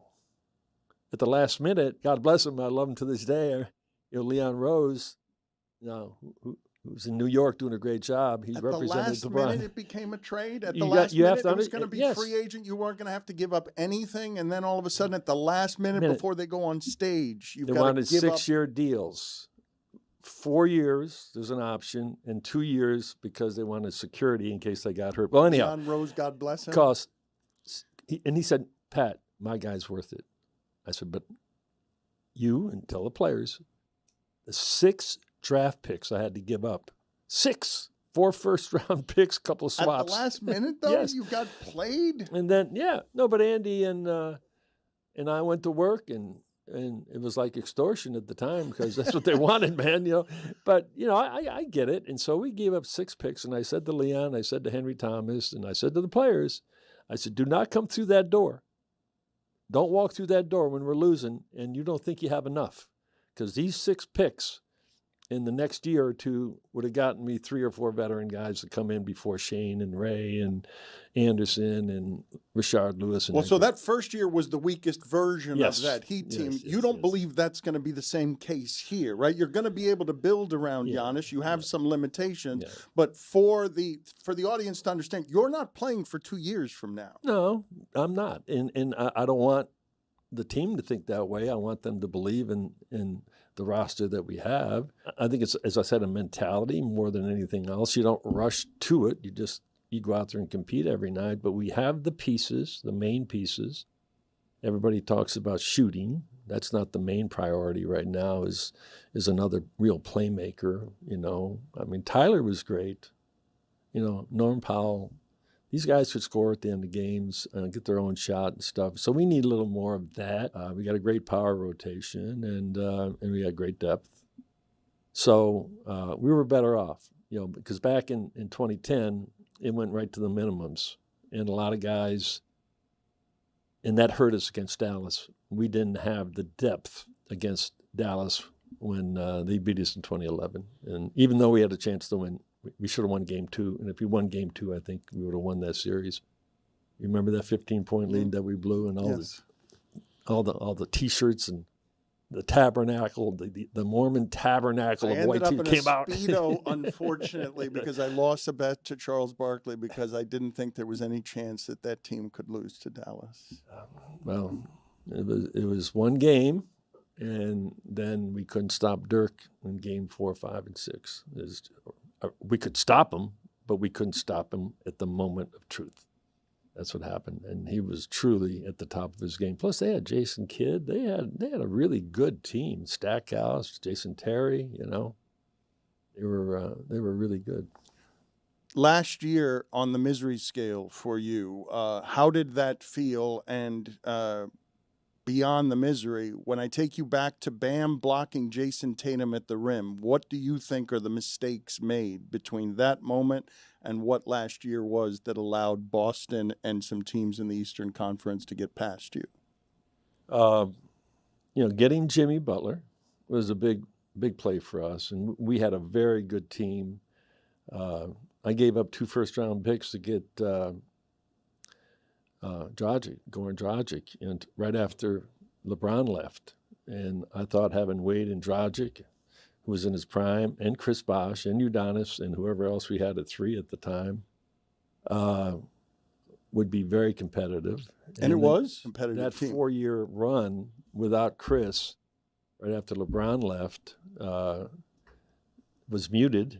And that's when we drafted Bam and Tyler in 17 and 19. And then we got Jimmy with Dragic, and we went to the bubble and got to the finals the first year. So it was very competitive during that time, but we started drafting, 18 to 27 and keeping these young players and getting some veterans. And so how we got from 2019 in the bubble and Butler to here was the accumulation or the thought process of getting young players in the middle of the draft, developing the hell out of them, which Spo and his staff does, preserving our picks, with the exception of one, which was given up in the Rozier deal. But not the way you'd ever done business before that, ever in your no, career, right? You had never done business that way. I'm going to draft in the middle of the first round. I'm going to develop those players. I'm going to keep my picks. If you're going to do it the right way, then you're going to be drafting in the lottery. You're going to really tank, because that's how teams like OKC and San Antonio, you think about their key players are number 1, number 2, number 3, a 4th pick. They had 3 or 4 years of lottery hits, and they built the base of really good young players who were stars. They weren't. You didn't have to develop them. That's where I thought you guys fell short, in that Bam and Tyler ended up achieving to the very greatest of their ability, and Boston had 2 guys, top 5 guys, who went higher than they did. Yeah. So I should have lost a little more. That's what I should have done. But I love Bam, and we got him at 13, Tyler at 14, or vice versa. So they were lottery picks at the back end of the lottery, and both of them played to that level. Were very talented, and you could say they both overachieved to where they were measured, just by their measurements. Well, somebody has to be successful on a team. I mean, you designate 2 athletic guys at different positions. One's a real scorer, a shooter, who got better and better, and Bam was just a force of nature in defense and rebounding, and for a couple of years had a hard time scoring, and now he's pretty accomplished, from that standpoint. But we never had a chance other than Wade and other than Beasley, second pick in the draft, Wade the fifth pick in the draft, ever had that. So if I wanted to do that, then you got to lose like I did in 2008 and take it right to the bottom, and then we lose the lottery roll, and we end up getting the second pick instead of we wanted Derrick Rose. Everybody wanted Derrick. And I like Mike too. I mean, I thought Mike could really play, but that's when we start planning for 2010. Do you regard anything as the greatest mistake, though, made in the time? It'd be acceptable for you to think when Bam is blocking Tatum at the rim, hey, we'll compete with Boston at the top of this division for as long as I can keep my health. Tyler Hero, a 37-point performance, he'll grow into the player, and I will compete against Tatum and Brown for the next 5 years. Looking back, what do you think is the greatest error of vision that is in all of that time that allows Boston to sneak past you? I was always very good in my mind with having a pick every other year. In the year that we didn't, that we'd sign a free agent or somebody. And so that's why we never really became, really bad because, with our youth thing, because we always had a pick or acquired a pick or got a second round pick. But we had like 5 picks in a row, from 2019. You did give up a lot of assets. I think this is the most all or nothing trade of your career because this is the first one that risks if Giannis gets hurt or something terrible happens, the team's going to be bad after Pat Riley leaves, which is never a risk I've seen you take. I don't think about that. I'm not thinking about, anything about anybody getting hurt or anything. I get where you're coming from, but you got to have a positive mindset right now that you see this future in front of us with Giannis and Bobby Portis and Bam. Nico is really a good young player, and I think he's going to have his chance to break through in a different way. You still got Wiggs, Fontecchio, you got Larson, Mitchell. We got a good group. We signed Tim Hardaway Jr. You can't think about injuries, though. The only reason I bring it up is because the sport seems to be breaking its players more than it ever has before, like testing the ligaments of these people and the bone structure, the way the game's being played seems like it makes it riskier. But to ask the question again, do you believe you've made a more all or nothing trade than this one in your career? You're not averse the big three to risk. Turned out to be an all or nothing trade because it wasn't. It would have been an all or nothing signing, not give up anything. But giving up 6 picks, we didn't have to give up players, but we lost players because we had to get rid of players and get their space. And so those players went somewhere else at the time. Oh, you had a different. If you hadn't had to give up the picks through through the extortion, you had a plan that had all of these other players in place that would have been available to you. Discussed. You were building a real all-star team. Signing trades. Well, not just those 3 guys, but you already had in place beyond Mike Miller and Udonis Haslem an assortment of things that could have happened with those 6 picks. Absolutely. You could think about and already have discussions about, trading players, doing sign-in trades or something if the rules would allow us. But we had the ammunition to have people come to us and say, hey, we have this guy. Well, he'll fit in right here with these 3 guys. We'll give you a first and we'll give you a swap or something. And so you take some money off somebody's hands. You might have to send something back, but you'd have to sign a few more contracts to be able to send some money back. I just had no idea until now that your super team that was already a super team that was the most super of teams would have been even more of a super team. At the last minute, I said, Leah, don't do this to me. Don't. We're going to take you right in the room. At the moment of maximum leverage, they're getting ready with their wives in the other room, and the stage is about to come. That's good work from him as an agent. Which brings me to the question, how did it feel? It never stopped us, though, Leon and I, from going to Springsteen concerts and hanging out in the pit, all the time. I would have thought that what happened with Leon now would be something that would make the competition stoke. I don't know how you feel about the Knicks watching, or how was it watching the Knicks win the finals? It was, they were great. They were amazing. They really were amazing. And he has built something incredibly effectively solid, from that standpoint. And, getting Jalen was the first chip, and then going out and getting Anunoby. And he gave up to get these guys, and going out and getting Bridges and getting Cat, those 4 guys, and Hart, and having then built the bench. And they already had Mitchell Robinson there. A very, very effective guy, but he was hurt all the time. But the last couple of years he wasn't. And I thought he did the best job probably for the team that he did was getting, guys like Clarkson, Bernardo, these guys that these point guards, that he got, Shamet, Alvarado, but he's like a tornado, he's unbelievable. And those guys help win games or big moments in big games in pivotal times in the second half when they were naked without Cat or without Jalen. And so you enjoyed watching it though, like you I'm happy from a sports and a team perspective, them playing together. Yes, I would have thought you wouldn't have liked it very much. Well, some people are like that. There might have been a little bit of smacking me about, that's a rival of ours, but age has mellowed you. If you viewed that with no acid boiling in your heart, at not least a boiling, little bit. no, but I did not want them to not win because of any other reason. Because I really like Wes and like Leon and some of the people up there. I did spend 4 years there, and contrary to how I left, there's not hate there. It wasn't that. It's just a situation that didn't work out. Where is your relationship as we speak right now with LeBron James? What has thawed over the last dozen years? It's just thawed. I've seen him at championship fights.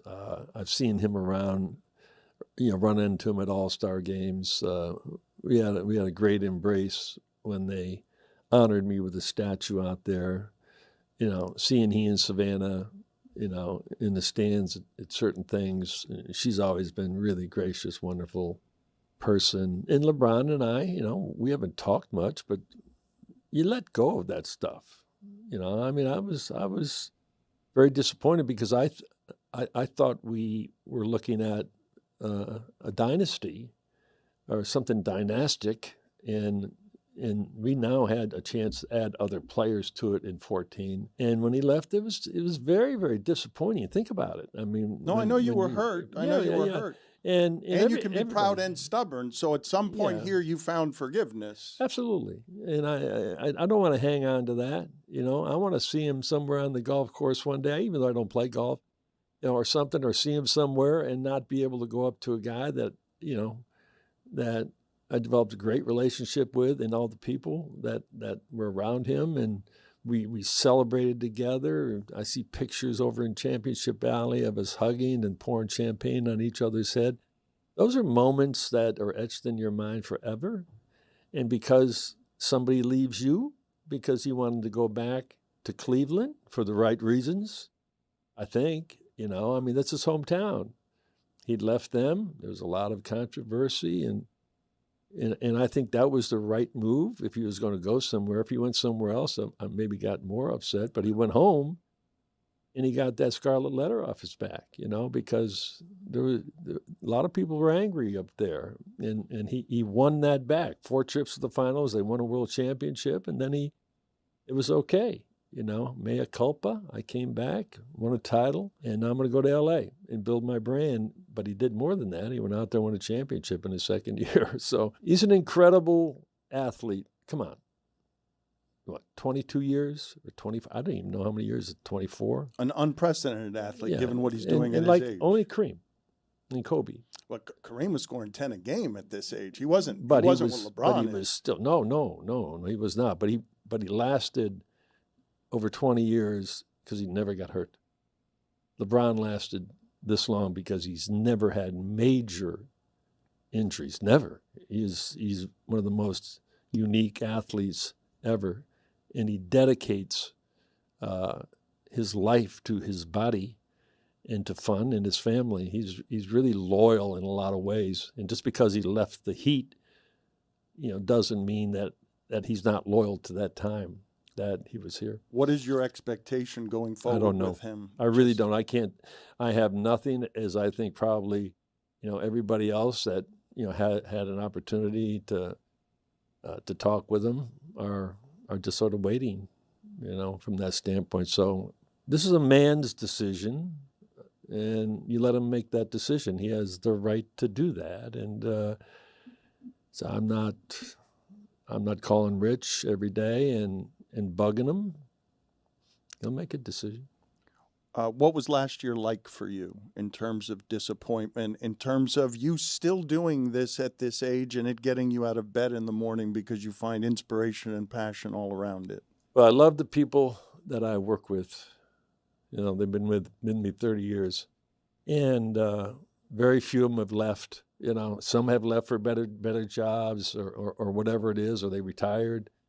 But they're all still passionate about it. They come to work every day, and all the department heads. I've given up control, which was the hardest thing for me to do, and for you, to give up control of almost everything and every decision and every marker, everything.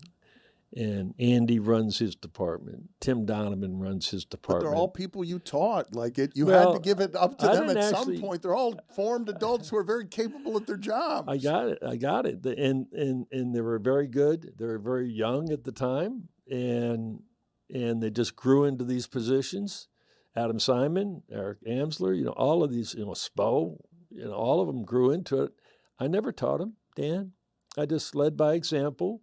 I never had big meetings with my staff upstairs in BBO and put them on the wall and give them one of those motivational speech. We treat each other with kindness. Don't say the wrong things to people. Just respect everybody's lane. And if it's an all hands on deck thing like it was yesterday, everybody jumps in. Half the people were out in Vegas when we had this introduction of Bobby Portis and Giannis, and they just took over. And I didn't have to do anything but get up there and be a horrible MC. That's not my job. How hard was it to give up the power or some of that power that you've given up? Because you overstated a bit. There are 5 people for a long time that have run That's right. the Miami Heat. Right. And you have been the hood ornament on all of it. I don't say give up the power. I don't think I ever had it. I was given a title by Mickey as the head coach and president, head coach. You got 10% of the team, though. Oh, don't even go there. But the point is that I never ever tried to wield power. I hate that word, power. Somebody puts you leadership, as I've said many times, and is an interactive relationship. It really is. Leadership is an interactive relationship whereby you're hired or put in a position or rise to that position or somehow get there. Could be lucky or whatever it is, but you're put in a position to get a result. That's it. And then it's based on trust, developing a real trust, with everybody. And how you gain that trust is through being sincere with them, is that let them know that I want you to get out of this game as much as I can help you get for you, not for me. And I want them to be competent, so I do teach. They have to be competent in order to gain each other's trust at what they do. In other words, players will not allow coaches to coach them who don't know how to coach. They know immediately this guy doesn't know what he's talking about. And so coaches had to learn how to develop and teach players and talk to players. And it's not easy. And then the reliability thing, which is a contradiction. The ultimate contradiction in leadership in sports is that while you're preaching loyalty and you're preaching trust, in the same sentence you will tell them, I will have to trade you one day. And that's part of the business. So if your name pops up in a trade, and if it's just a rumor, because everything's a rumor today. I mean, it really is. And it emanates from social media. I'm not blaming them, and online and podcast, and, they got to get it out. And it's not true. And I tell them, I said, it's just going to happen. Don't get upset.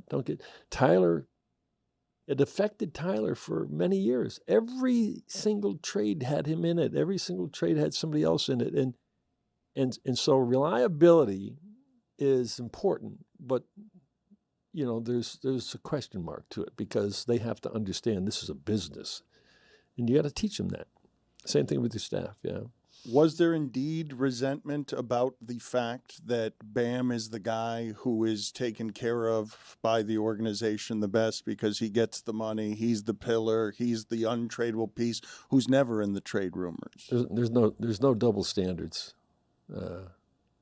with us. Bam gets treated just like everybody else, and he doesn't want that. And so if that's the impression out there, it was the same impression that people should have about Alonzo as an anchor, and about Tim, and about Dwayne, and about Shaq. Well, but some guys are more Bam, an extension of you. Like Udonis was an Yeah. extension of you on the court. Bam's an extension of you. Alonzo, an extension of you on the Of court. Spo. I never coached. I never coached the Big Three, or I never coached.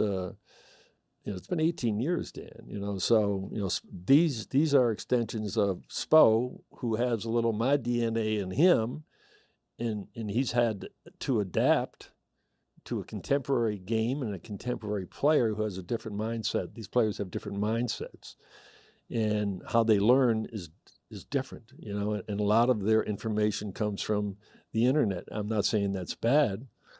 It gives you information. I mean, you can go on on Blinkist and get the top 15 books and listen to them in 15 minutes. And you'll learn something.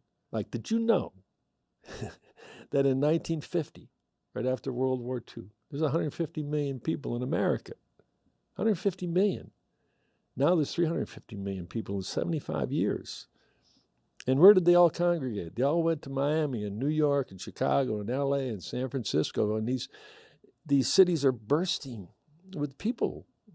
I mean, look at it down here, Dan. Ours is too crowded. We've got too many people down here. Yeah, when I came here, it was beautiful. I mean, it's like, there are no skyscrapers. Then there was a great story. It's a horrible story, actually, about our major cities. In L.A., the number one main water pipe up in Sunset. Did you see that? Yeah, and with a sinkhole, yeah. Yeah, but it was put there in 1916, underground. What was it made out of? Clay? That was an excellent distraction tactic you just played when I asked you about whether there was resentment toward Bam. You took me on a tour of the 1950s, a sinkhole, a pipe, but you said there are no double standards. It's called an excursion. It really was. It was expertly done. But you don't. The news arrives that Bam has hit Tyler Hero. How to you? How does that news arrive, and what is? I didn't like it. I didn't like it. I didn't like it for Bam. I didn't even know he was upset because I read it, and I didn't like it. I didn't like what I read, and I think that those kind of comments, and that's what, as I say, social media has consequences, and so he got offended by it, and I don't think they had time to talk about it or anything like that, but it happened. I was curious, excuse me for interrupting you. I'm sure people want to hear more from you on this than from me, but I was curious how you would react to it, just because I find your relationship with conflict to be fascinating. All around conflict, the cauldron that you create to make people sharper, and the fact that you have told Shaq and Zoe when they get in your face, that's fine, say fuck you to me if you want, but you better teach me something. Yeah, that's right.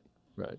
So I wasn't involved in that. I never made a comment about it to either one, which normally I probably would have reached out during the season. Hey, we don't want to do that. And settle it man to man. But, people don't understand in all sports. They don't get into the locker room, even though there's more access, that there's always skirmishes, pushing matches, punches thrown, fights all out that have happened, and they never get out. But then all of a sudden, everybody comes together, they bring it in, and they look at each other. I say, you guys got this out of your system? Are you okay? And they say, we're good, Coach. We know the territory now. I know mine, he knows his. I said, fine, as long as we'll do it together. So there's a lot of conflict that happens. It's not normal, but it happens because of the passion. And both of them are very competitive men. And I was sorry to see that it happened, and I was even more sorry to see that what happened with Bam. And it was over with, and that's it. And they'll carry on. The league's not going to do anything about it, but somewhere they'll patch it up. What do you mean, though? You were more sorry about it for what happened with Bam? Yeah, that Bam actually took a little bit of a shot at him. And I think what people saw on social media, and I don't know what they saw on social media, it's over. Conflict, skirmishes, passion, things that are said today, and even players are addicted to social media. And when you start going on X and start responding to somebody who's criticizing you in some way, or he's on a burner phone, or however that happened, turned into one screenshot, somebody, things can happen. And so that's the world that we live in right now. And it seems like there's more vitriol than there's ever been. I'm going to let you go, even though I can talk to you for hours and there's not enough time to talk to you. I was surprised to hear you articulate the level of anxiety you had before everything that needed to happen to get this getting this trade done. Walk me through the anxiety of you're this caretaker for this organization. You're under here, I think, more criticism than you've ever been under, because you've largely been immune in South Florida. You've earned it, an immunity largely from very much criticism. But here toward what has to be the end of your career, it's gotten a little louder because you've created the standards and the expectations. Hey, it's winning or misery. Second place isn't good enough. Making the finals isn't good enough. Your level of anxiety, walk me through it. When I was talking about anxiety, it was not what Andy and I were doing prior to making or completing the trade. That was a little bit exciting. Up and down, but you're close, in and out, other teams, your names, and you want to do this. You've decided that we're going to do this as an organization, so let's pursue it. But once we made the deal on draft night, I had to wait until July the 6th. Anything could happen and blow the thing up, and so when we could officially announce the trade by making the trade call to the league on the 6th, it was less anxiety. It was over. It was done, and we're really, really happy about it. And then all of a sudden, usually Giannis would be in town and Bobby would be in town and everybody would be here and do their physicals, do their press conferences, and then we get off to our summer vacation. Chris and I had to cancel a week in Europe, which is you'll okay. Never forgive him. You'll never forgive him. Okay. I told him about it, but I was fine. I just had to wait for the 15th because his brother was getting married and he had some other things going. And yesterday was the culmination of a year and a half of thought and work and talking. And this is not a pat decision. This is an organizational decision with Mickey and Nick and myself, Andy, Spo, Adam, Simon. It's not me anymore saying, I want this done. No, I'm a lot more open to that. So I don't worry about the criticism, Dan, anymore. I don't. And it always used to be justified and objective throughout my 30 years by all writers here. Edwin, I don't care who it was, Hank, I just, Joe, I throw out the old names, and Cody and Dave Hyde, all of those men that I would stand and listen to their questions. I looked at those men as professional journalists, and when I read the story, I said that's true, but it's great writing, and he's got a point there, and I wasn't offended by it. I don't think I ever went back at anybody. You've always been very good about criticism. No, but remarkably good at. But I think real good journalists, sports journalists, if you want to go after somebody, go after somebody. You can be one of those guys. But that's real confidence, though, when the criticism doesn't actually bother you. Well, it bothers me a little, but it doesn't, because the next day it's over with and it's gone.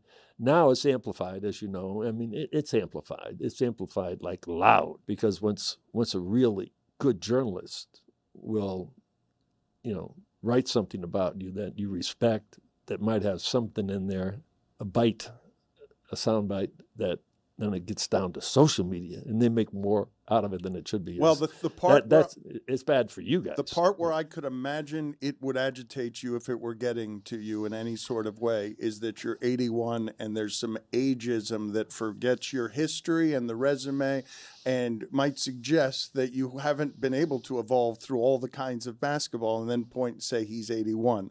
I imagine the old warrior in you would want to bite the head off of those people because really, you don't think I have it anymore. I get it.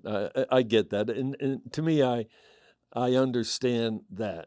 Get the old man out of there, okay?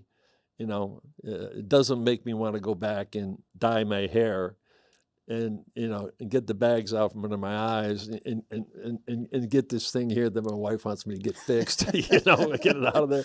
No, age is beautiful if you show some grace in growing older. And at the same time, having people like Mickey and Nick, Madeline, who say, just keep doing what it is you love doing. And that's why I'm happy for the franchise to be able to bring in a Giannis, Giannis. Do you even think of retirement? Like, I'm not even going to ask you about mortality and aging. Retirement. Do you spend any time thinking about retirement?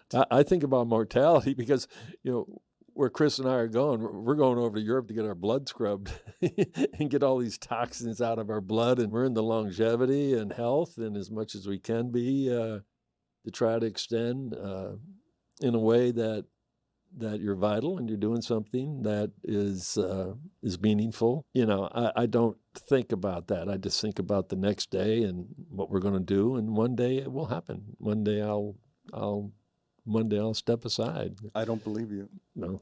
I don't believe you. I think you're lying. You're going to have to hang around. I think, no, but I am hanging around. I've been hanging around. You've been saying one day I'm going to do it. I'm like 10 years after he's gone, he's still going to be sitting in that seat. He's still going to be around. They're going to feel his hot breath, mad because they didn't do this in the third quarter. And I still do that. I can go back to every single play that was game defining for us in big games. I remember them all, but I don't think about it. So you stay in the things that you're doing that you love, even the ones that bring you anxiety and bring you misery. If you love doing it, that's part of life. You got to deal in life with winning and or losing all the time. Everybody at every level, at whatever you do, you got to be able to deal with difficulties, as M. Scott Peck wrote in the book, The Road Less Traveled. My favorite book, my favorite beginning statement. The first sentence, 3 words. Life is difficult. Yeah. I've changed it to life is a bitch, okay? But excuse me, but life's difficult. And he goes on to teach you that once you understand that life is difficult, once you really understand that and you go through it and the ups and downs, then it becomes normal. And then when it becomes normal, you can carry on. Admire him for a lot of different reasons. His basketball credentials are unimpeachable, but his wisdom over the years has been a precious treasure. Thank you, Pat, for spending this time with us, even though I know you hate those podcasts. I don't hate them.